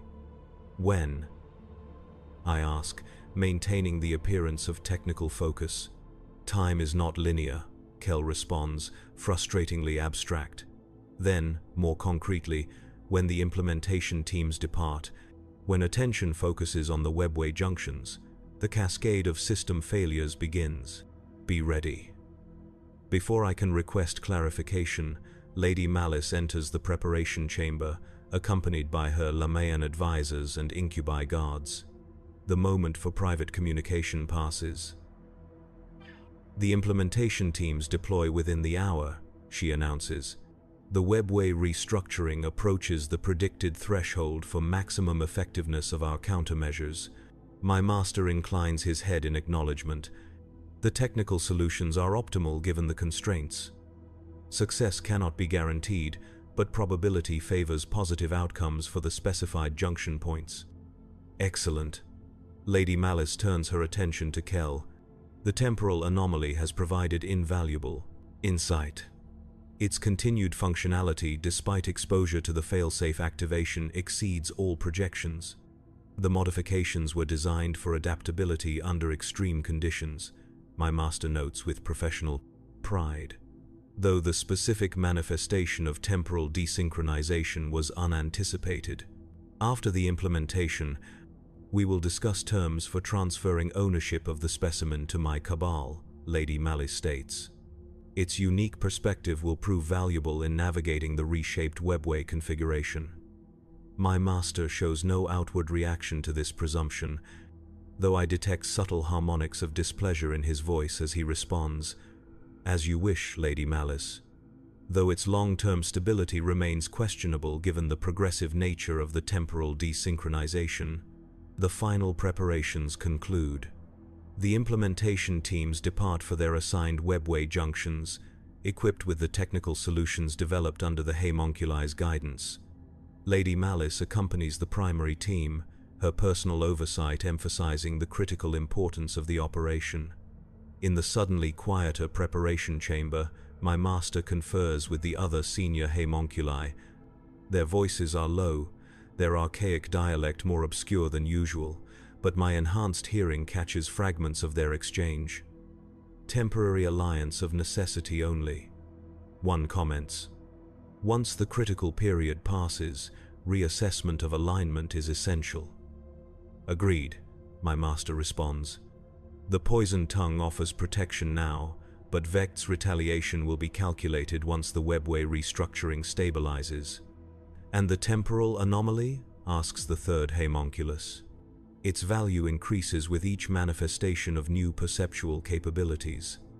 It returns to our coven, my master states firmly. Lady Malice's presumption of ownership is premature and misguided.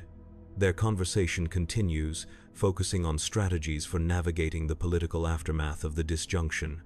I maintain my assigned tasks, giving no indication that I have overheard their exchange. Kel remains in the specialized containment field, designed to stabilize his increasingly erratic temporal synchronization.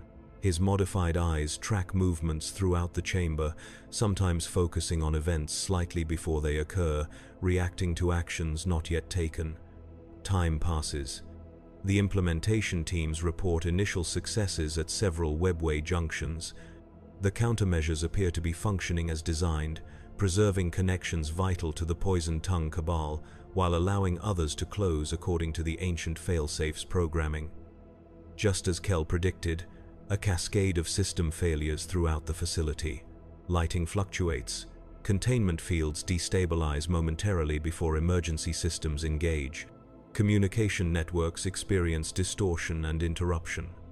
The homunculi respond immediately, activating personal protection devices, issuing commands to stabilize critical systems. The remaining incubi move into defensive positions, claves ready against potential threats. Technical adepts rush to restore full functionality to affected systems. Amid the controlled chaos, Kell's containment field fails completely. He steps free, moving with that strange fluidity that suggests existence across multiple temporal states simultaneously. The incubi react instantly, weapons orienting toward the unexpected threat. But Kell does not attack. Instead, he approaches me with deliberate purpose. "Now, Draven," he says, voice creating harmonics that seem to exist slightly out of phase with reality itself. The moment of choice. The senior homunculi turn their attention to the escaped specimen, already activating devices to restrain or neutralize him if necessary. My master's eyes narrow as he observes the interaction, calculating implications and responses. What choice, I ask, maintaining the appearance of the loyal rack while positioning myself between Kell and the immediate threat of the incubi. To remain a tool or to become a player, Kell responds. To serve others' ambitions or to pursue your own. The disjunction creates possibilities outside established hierarchies, paths not previously accessible. My master approaches, his ancient form moving with the deliberate precision of a predator assessing potential prey. The temporal anomaly experiences increased desynchronization, he observes. Its cognitive processes fragment across multiple timelines. Fascinating but ultimately unstable. Not unstable, Kell corrects. Evolved. Perception freed from linear constraint. I see the patterns now, the cycles of predation and submission that define this place, and the potential for something different. Restrain the specimen, my master instructs me. Its value remains significant despite the cognitive deterioration. The moment of choice, as Kell named it. To obey, as I have since my transformation from human captive to rack, or to act according to my own calculated interest in this moment of unprecedented instability. The disjunction has reshaped not just the webway connections that sustain Komorrag, but the power structures that define existence within the Dark City. Cabals rise and fall based on their access to real space raiding routes.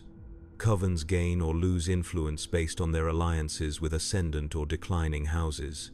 And in such fluid circumstances, even a rack might navigate to improved position. The specimen's temporal perception may offer unique advantages during the transition period.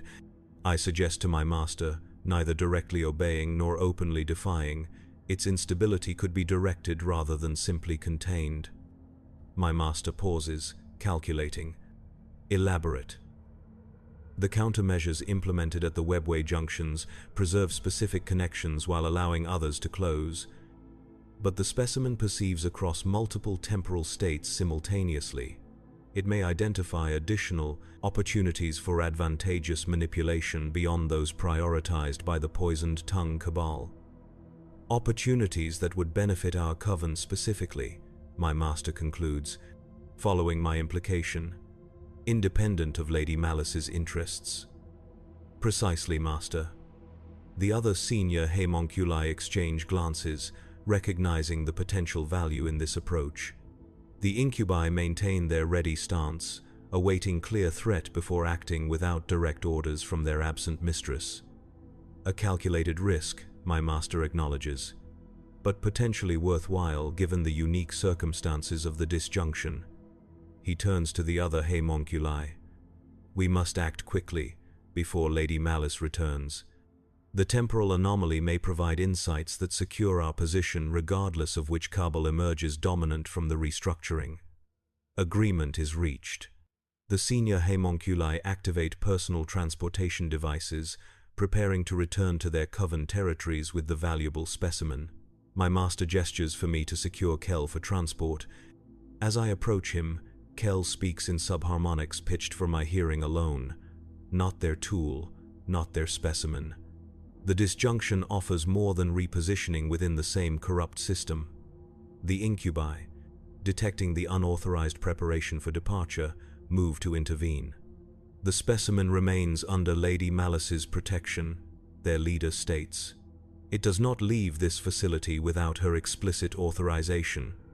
Conflict becomes inevitable. The homunculi activate defensive systems built into their grotesquely modified forms. The incubi assume combat stances, claves humming with lethal energy, and in this moment of impending violence, a third option emerges in my calculations. Neither loyalty to my master nor submission to Lady Malice's authority, but a path aligned with Kel's cryptic suggestions. A path that exploits the unique instabilities of the disjunction for personal advancement beyond the limitations of my assigned role. I move with the efficiency granted by my extensive modifications, activating a sequence on the nearest control panel. Emergency containment protocols engage, creating localized stasis fields that immobilize both the homunculi and the incubi, caught by surprise at this unexpected action from a mere rack. "What are you doing?" my master demands, his ancient form struggling against the stasis effect. "Release us immediately." "Adaptation, master." I respond, the deferential title now ironic rather than genuine. "As you taught me, survival necessitates adaptation to changing circumstances." Kel watches with those strange, temporally desynchronized eyes, seeing this moment perhaps across multiple potential timelines simultaneously. "The cascade continues," he observes. "Systems throughout Comorag fail as the webway restructuring reaches critical threshold. Opportunities manifest for those prepared to recognize them. I access the facility's central control systems, leveraging the technical knowledge accumulated throughout my service to the homunculi covens. The disjunction has created vulnerabilities in security protocols throughout Comorag, and this facility is no exception. Within moments, I have command of essential functions, from containment fields to communication networks. This defiance is illogical," my master argues, still calculating how to regain control of the situation. "Your value derives from your association with our coven. Without that protection, you are merely another modified specimen in a city of predators." "Perhaps," I acknowledge, "but the disjunction creates new equations of value and vulnerability, and I have calculated my position with care." I activate the communication system, establishing connection with Lady Malice's personal channel. Her image appears, expression shifting from irritation at the interruption to calculation as she assesses the unexpected situation. "Interesting," she observes, taking in the immobilized homunculi and incubi. The rack demonstrates initiative beyond its programming. The homunculi plan to depart with the temporal anomaly, I inform her, to exploit its unique perception for their exclusive advantage during the webway restructuring. "Predictable," Lady Malice responds dismissively. "Their ambition is as consistent as their underestimation of my anticipation, and now you secure them and contact me directly. For what purpose?" "Negotiation," I state simply. "The temporal anomaly offers unique advantages during this transition period. Advantages I am positioned to help you maximize, having worked intimately with both the specimen and the countermeasure development." Lady Malice studies me with the predatory assessment of one who has navigated the lethal politics of Comorag for millennia. "And your terms?" "Recognition of elevated status, protection during the transition period, access to resources for continued modification according to my own design rather than imposed templates." "Ambitious for a rack," she notes, neither accepting nor rejecting outright. "The disjunction redefines what is possible," I counter. "Those who adapt to new realities prosper." Those who cling to old hierarchies find themselves isolated as the webway restructures, a calculated appeal to her current priorities. Lady Malice's entire strategy revolves around adaptation to the changing webway configuration, preserving her cabal's position despite Vect's attempt to isolate her power base. You offer control of the temporal anomaly and the expertise to utilize its unique perspective, she summarizes, in exchange for elevation from tool to asset in my service. Precisely, my master hisses from within the stasis field. The rack betrays millennia of investment and development for momentary advantage. Its calculation is flawed. Lady Malice will use its knowledge and discard it once the critical period passes. Perhaps, Lady Malice acknowledges with cruel amusement. Or perhaps adaptability and initiative deserve reward, particularly during times of such magnificent opportunity. The disjunction reshapes more than just the webway, after all. It redefines the very nature of value in our society. Her attention returns to me. Maintain control of the facility. Secure the temporal anomaly for transport. I return within the hour to complete our arrangement personally. The communication ends. I have committed fully now to this new path, betraying my master for the possibility of advancement under Lady Malice's protection. A calculated risk, but one aligned with the fundamental principle of survival that has guided me since my transformation from human captive to rack. Kell approaches, moving through the space between the immobilized homunculi and incubi. Choice made, he observes, but incomplete. Lady Malice offers advancement within the same system of predation, a different master, not freedom from mastery. True freedom is illusion in Komorog, I respond. Advancement within the system is the realistic objective. Realistic for those who perceive linearly, Kell counters. The Terminus Horologe revealed alternatives beyond conventional calculation. Paths that intersect the restructuring webway in ways neither Vect nor Malice has anticipated. My master laughs from within the stasis field, the sound distorted but still carrying the weight of ancient cruelty. The temporal anomaly offers metaphysical delusions as strategy, proof of its cognitive deterioration. Kell ignores the taunt, focusing entirely on me. The webway restructuring creates temporary bridges to realms normally inaccessible from Komorog, paths that will exist briefly during the peak instability, then close permanently as the new configuration stabilizes. What realms, I ask, curiosity overriding caution, places beyond Drukhari dominion, beyond the reach of she who thirsts. Places where the rigid definitions of identity that constrain existence here become fluid. The implication is staggering.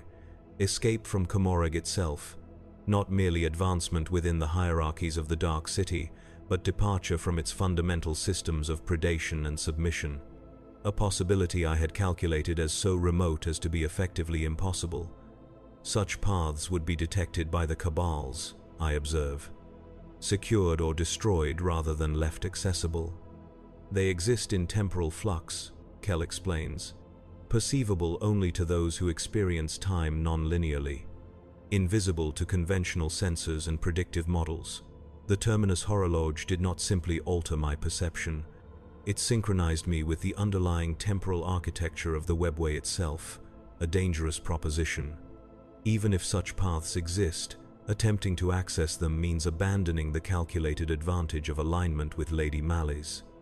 Exchanging a tangible improvement in status for a theoretical possibility of escape that depends entirely on the testimony of a being whose mind has been altered by exposure to ancient and barely understood technology. Lady Malice returns within the hour, I note. The opportunity for alternative action is limited. Time is subjective, Kell responds. Particularly now, as the disjunction reaches peak instability. What constitutes an hour in baseline perception may contain multiple decision points across parallel temporal streams. My master interjects, his voice carrying tones of manipulative reason. The rack calculates probabilities, as it was designed to do. The tangible advantage of elevation under Kabbalite protection against the insubstantial promise of impossible escape. The rational choice is obvious. Rationality depends on initial assumptions, Kell counters, on definitions of value and possibility conditioned by existing power structures. The Terminus Horologe revealed the artificial nature of those constraints. I consider the opposing perspectives, calculating rapidly as time progresses toward Lady Malice's return. Stasis fields will not hold the homunculi indefinitely. The facility's systems remain compromised by the cascade failures spreading throughout Komorog. Decision points narrow with each passing moment. If such paths exist, I ask Kell directly, where do they lead? Not where, when. The restructuring creates bridges across time as well as space, connections to periods before the current configuration of power solidified, before certain choices became effectively irrevocable. Speak plainly, I demand. A path exists that intersects with the time shortly after your initial capture, before the modifications that integrated you into the homunculi systems, a junction point where alternate trajectories become possible. The implication freezes my thoughts momentarily. A path back to a point where I was still fundamentally human, before the surgical alterations, the neural rewiring, the systematic erosion of identity through pain and conditioning. Impossible, my master hisses. The temporal anomaly describes time travel, a theoretical absurdity, further proof of cognitive fragmentation. Not travel, Kell corrects. Intersection. The webway exists partially outside conventional spacetime. The restructuring creates temporary alignments between points normally separated by impermeable boundaries. I access the facility's monitoring systems, checking the progression of the disjunction throughout Komorog. The data confirms unprecedented instability in the webway network. Reality distortions manifesting in patterns never before recorded. Temporal anomalies reported in multiple sectors, particularly those nearest the locations where the ancient failsafes were activated. If Kell speaks truth, the opportunity is unique, unrepeatable, available only during this singular convergence of circumstances engineered across millennia. How do we access such a path? I ask, decision crystallizing even as I form the question. The facility contains a secondary webway portal, Kell responds, maintained by the poisoned tongue for emergency evacuation. Its control systems are affected by the cascade failures. Recalibration to the specific temporal frequency is possible for someone with your technical knowledge. My master recognizes the shift in my calculation. You risk everything on the delusion of a temporally fractured mind, he warns. Even if such a path exists, you are no longer what you were. The modifications are irreversible. You cannot simply return to humanity. Perhaps not completely, I acknowledge. But the choice of what to become next need not be dictated by the hierarchies of Komorog. I access the facility's schematics, locating the secondary webway portal. It exists as Kell described, a small but functional gateway maintained for the personal use of Lady Malice and her inner circle, currently offline due to the cascade failures affecting systems throughout the facility. The portal requires recalibration and reactivation, I observe. The process will take time and will be detected by monitoring systems still operational throughout the Cabal territory. Time is relative during peak instability, Kell reminds me. And detection depends on conventional observation parameters. We exist temporarily outside those constraints. A decision point. Commitment to a course with no certainty of success, based on the testimony of a being altered by exposure to ancient technology. Against the tangible but limited advancement offered by allegiance to Lady Malice in the new configuration of power emerging from the disjunction, I choose. Guard the homunculi and incubi, I instruct Kell. The stasis fields will destabilize as I divert power to the portal systems. They cannot perceive me correctly while I maintain temporal desynchronization, Kell assures me. Their reactions will target where I appear to be rather than where I exist. I move quickly to the portal control systems, leveraging my technical knowledge gained through years of service in the homunculi laboratories. The cascade failures have disrupted normal operation, but the fundamental architecture remains intact. Recalibration requires understanding of webway mechanics beyond standard rack training, but my unique position as intermediary between the homunculi and their human subjects has granted me access to knowledge typically restricted. The rack betrays its nature. My master calls from the stasis field, which has begun to fluctuate as I redirect power. The modifications that make you valuable will become your prison outside Komorog. The pain suppression, the neural enhancements, all require specialized maintenance only the homunculi can provide. Adaptation continues beyond your controlled environment. I respond, not pausing in my work. As you taught me, survival necessitates evolution. The portal systems respond to my adjustments. Power builds in the activation matrix as I calibrate to the temporal frequency Kel has specified.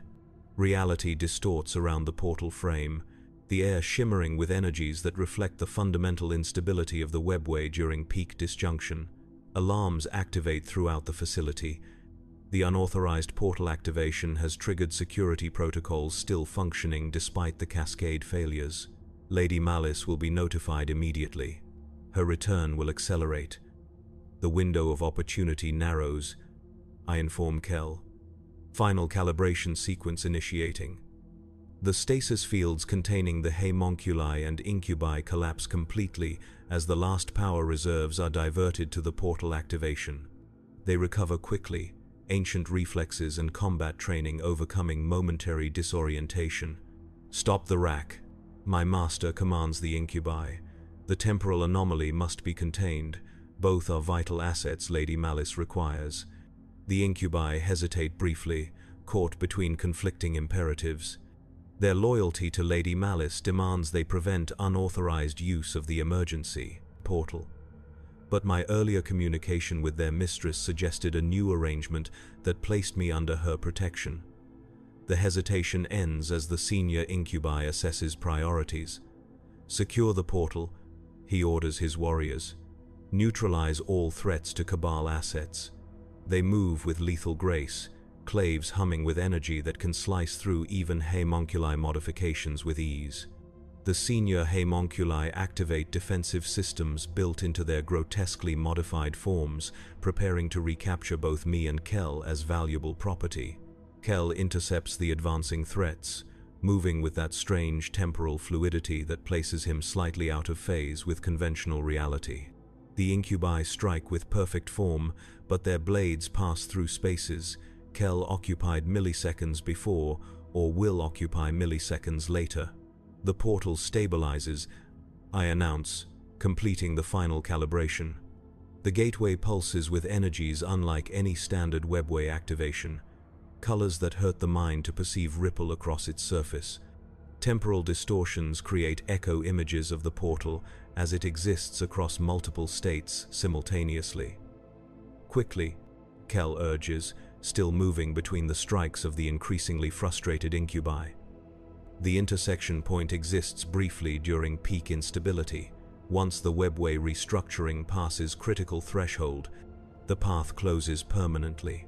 My master approaches from another angle, ancient form gliding with the deceptive speed of a being who has evolved over millennia of predatory existence. Consider the rationality of your choice, he appeals one final time. Even if this theoretical path exists, you abandon certain advantage for desperate uncertainty. Certainty is illusion in a city built on betrayal, I respond. Adaptation means recognizing when the parameters of calculation have fundamentally changed. The portal reaches full activation, the gateway stabilizing despite the temporal distortions. Through its surface, I glimpse fragments of realities in flux. Pathways that shimmer and shift as the webway restructures according to programs set in motion at the time of the fall. Kel disengages from the incubi with a final display of temporal desynchronization that leaves them striking at after images. He moves to join me at the portal threshold. The path exists as I perceived it, he confirms, intersection with the temporal point shortly after your initial capture, before the modifications that defined your existence here. A proximity alert sounds. Lady Malice approaches the facility, her personal transport moving at maximum speed, minutes at most before her arrival. Once we cross, there is no return, I note. Cumorah will become inaccessible as the webway restructuring completes. One path ends, others begin, Kel responds. Adaptation continues beyond the Dark City. My master makes a final attempt to prevent our departure, activating a stasis projector built into his modified form. The field envelops me partially, slowing movement, creating the familiar sensation of time stretching beyond normal perception. But unlike previous experiences with such technology, I find my consciousness adapting rather than succumbing. Perhaps Kel's temporal desynchronization has affected me through proximity. Perhaps my own modifications have evolved beyond their intended parameters. Whatever the cause, I maintain awareness and limited mobility despite the stasis effect. Fascinating. My master observes with clinical detachment even as he attempts to halt my escape. The rack demonstrates adaptive capability beyond design specifications. Further evidence of the value you abandon through this irrational choice. Not abandonment, I correct, fighting through the stasis effect with growing strength. Transformation. As you taught me through pain and modification, evolution through challenge. With supreme effort, I break free of the stasis field, the energy dispersing in patterns that reflect the temporal distortions affecting the facility. My master's expression shifts from clinical interest to something approaching respect. Perhaps you were more successful an experiment than intended, he acknowledges. Go then, evolution demands testing boundaries. This unexpected concession momentarily disrupts my calculation. Is it genuine recognition of my demonstrated capability? Or a final manipulation, a way to claim credit for my defiance as proof of his experimental success? No time to analyze further. The portal destabilizes as the webway restructuring approaches final threshold. The path Kel described will close permanently within moments. Now, Kel urges, the intersection point manifests optimally. Together, we step through the gateway, leaving behind the homunculi, the incubi, my master, and the approaching Lady Mallies. Leaving behind Cumorah itself as the disjunction reshapes the Dark City, according to plans set in motion millennia ago. The sensation defies description. Not the familiar transition of standard webway travel, but a fracturing of perception itself. My consciousness seems to separate into multiple streams, each experiencing a different potential timeline simultaneously. I see versions of myself that never existed, paths not taken, choices unmade. Through this kaleidoscope of possibility, one reality gradually solidifies, a temporal intersection point, as Kel described. The period shortly after my initial capture by the Dark Eldar. Before the modifications that transformed me from human captive to rack, we emerge into a shadowed corner of Cumorah unlike the city we left. Similar in its fundamental architecture of cruelty, but lacking specific structures that developed later. The air tastes different. The ambient suffering less concentrated. The Dark City as it existed years before the disjunction. Temporal intersection achieved, Kel confirms, his form still fluctuating slightly with desynchronization effects. The Dark City, restructuring completes in the timeline we departed. The path closes permanently behind us. I take stock of our situation. We have arrived in Cumorah of the past, but not escaped it entirely. Still within the Dark City, still surrounded by predatory beings who would view us as either prey or useful specimens. We have traveled back in time, but remain in the Dark City, I observe. Our escape is incomplete. The intersection point is not the destination but the junction, Kel explains. From here, paths exist that were closed in our original timeline. The slave pens where you were initially held connect to multiple sub-branches of the webway, including routes the Dark Eldar have not fully secured. You can perceive these paths? Yes. The temporal desynchronization allows me to see connections invisible to conventional perception. Pathways temporarily accessible before the Dark Eldar complete certain security protocols they implemented in the timeline we departed. A plan forms. Not escape to some idealized freedom, but navigation to spaces with fewer constraints. movement from absolute captivity to relative autonomy. We must reach the slave pens without detection, I note. My earlier self would be held there at this temporal point. Not only detection we must avoid, Kell cautions. Temporal paradox as well. Direct interaction with your past self could create instabilities in an already fragile intersection point. Then we move carefully, utilizing our knowledge of Comorag's architecture and protocols to remain undetected. We proceed through the shadowed undercity of ancient Comorag, avoiding the main thoroughfares, utilizing maintenance passages and servant corridors I remember from years of navigating the dark city as a rack. My modified form attracts attention when glimpsed, so unlike the standard anatomies of either Dark Eldar or their slaves, but we move quickly enough to prevent close examination. Kell leads with his unique temporal perception, identifying patrol patterns and security measures with uncanny accuracy. His desynchronization allows him to perceive dangers before they fully manifest, guiding us away from threats moments before they appear. We reach the outer perimeter of the slave pens. The familiar sounds of suffering drift from within, the raw material that feeds the Dark Eldar's eternal hunger. Somewhere inside, my earlier self awaits the transformation that will turn a human captive into a specialized tool of the homunculi. The webway access point is located in the processing chamber, I recall, used to transport new captures directly to designated covens or cabals.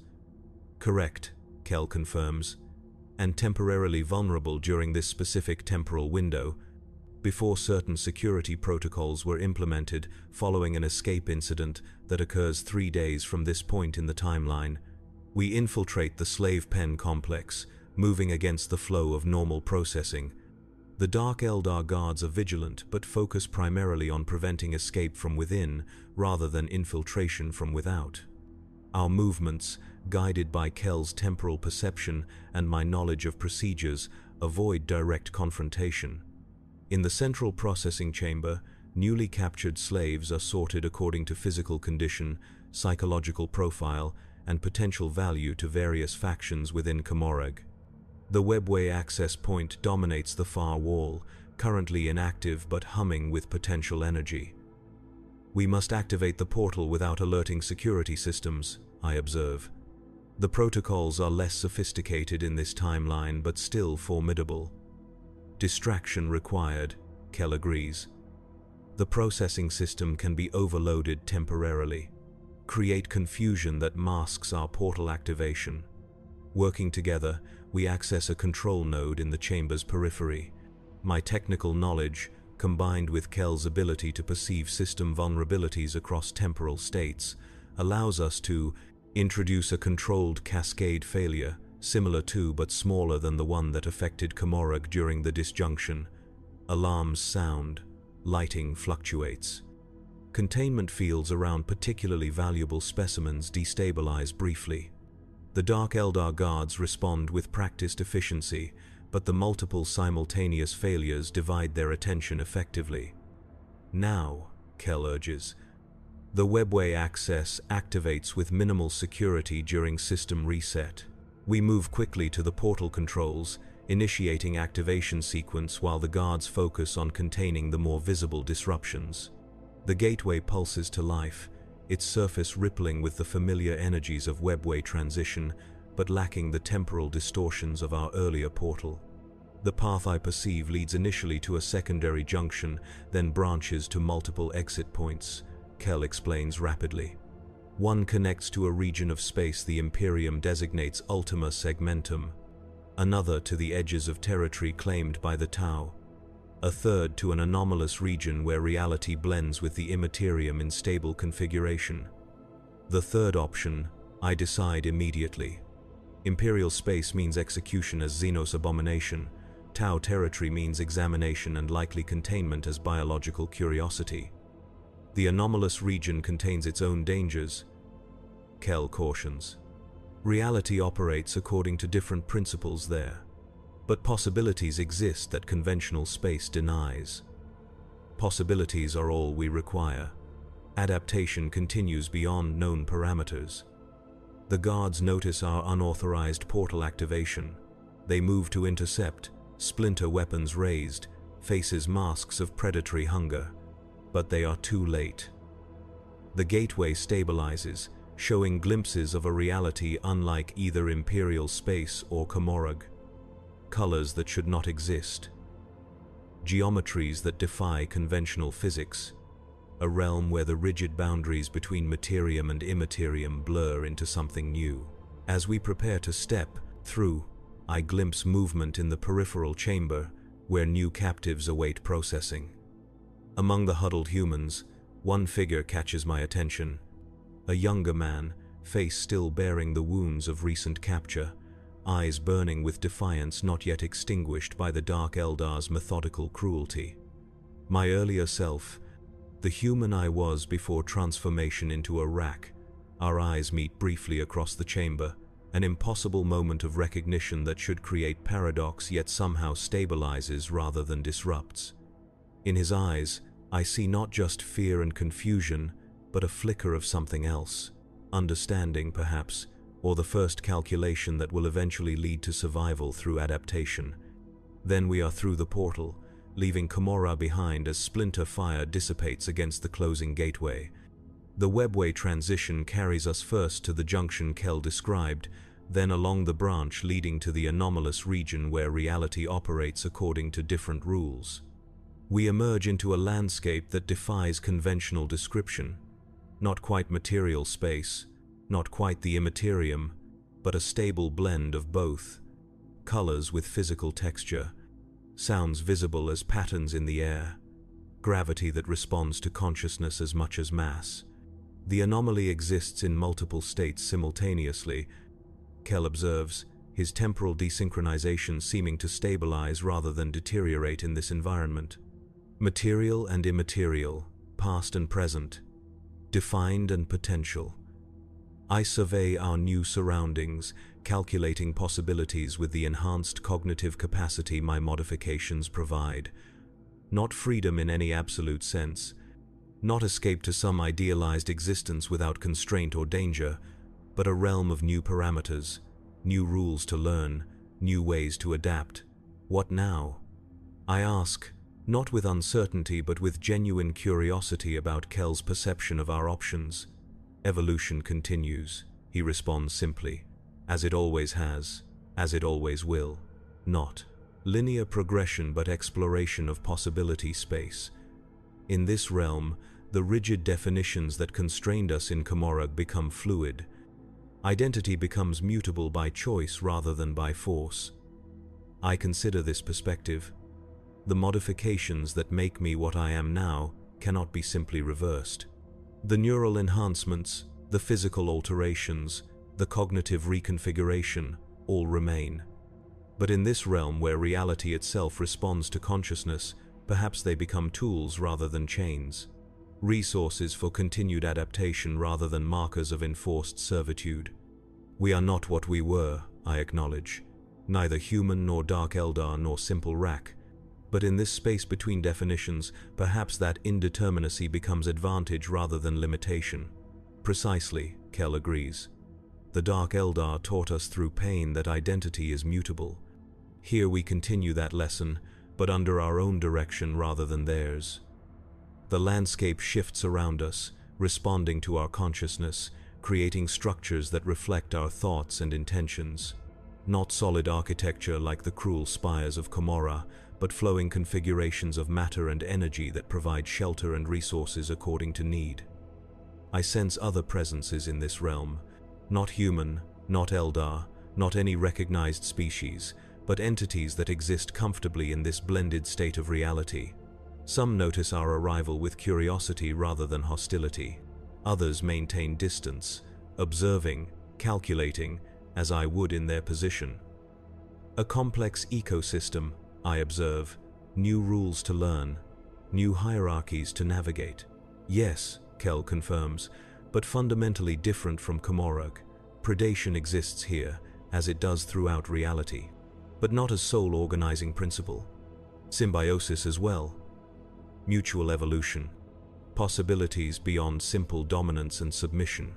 I feel my consciousness expanding to encompass these new parameters, the neural enhancements designed for service in the homunculi laboratories adapt to processing unfamiliar sensory information, conceptualizing patterns beyond standard material physics. Not freedom, as I might have imagined it in my earliest days of captivity, not a simple return to humanity, which was never possible after the modifications that transformed me, but something else, something new. A third path beyond simple captivity or impossible restoration. Adaptation continues. I agree, echoing Kell's earlier statement. Evolution beyond the limitations imposed by others. The anomalous realm shifts around us, responding to this decision, creating pathways deeper into its blended reality. Kell's temporal desynchronization stabilizes further, finding equilibrium in an environment where time itself operates differently than in conventional space. Together we move forward into this new existence, not escaping the past, which remains part of us in the modifications to our bodies and minds. Not forgetting the cruel lessons of Komorog, which taught us both the mutable nature of identity and the calculation necessary for survival in hostile environments, but transforming those lessons, redirecting the tools forced upon us toward purposes of our own choosing, finding in the space between defined states the possibility of self-determination despite the limitations we carry. The dark Eldar of Komorog exist in perpetual hunger, feeding on suffering to postpone the inevitable consumption of their souls by she who thirsts. Their entire society functions as an elaborate system of predation, where cruelty is both currency and salvation, where mercy is the one act no dark Eldar can afford. We carry the marks of that society, Kell and I. The physical modifications, the neural conditioning, the calculated approach to existence that prioritizes survival above conventional morality. We cannot simply erase these aspects of ourselves, cannot return to some idealized state of innocence that existed before our capture and transformation. But in this realm between defined states, where reality responds to consciousness as much as consciousness responds to reality, perhaps we can evolve into something neither our original selves nor our captors anticipated.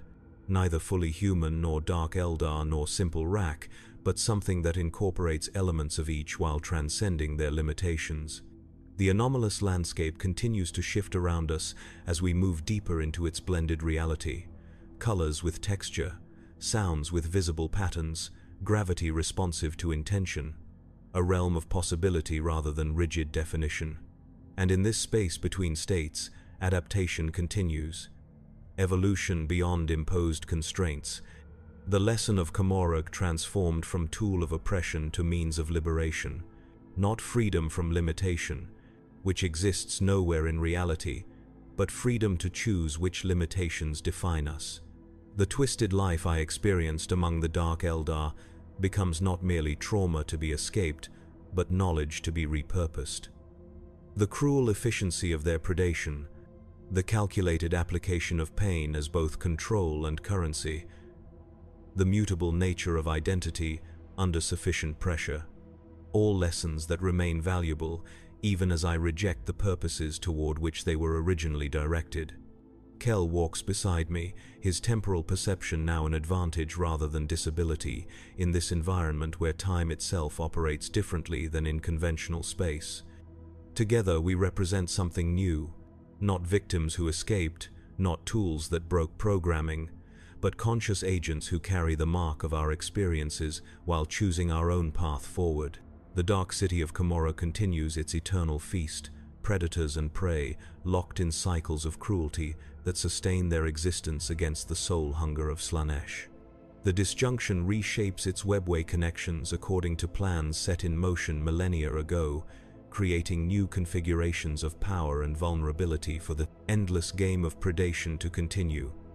But we are no longer pieces on that board, no longer bound by its rules or defined by its hierarchies.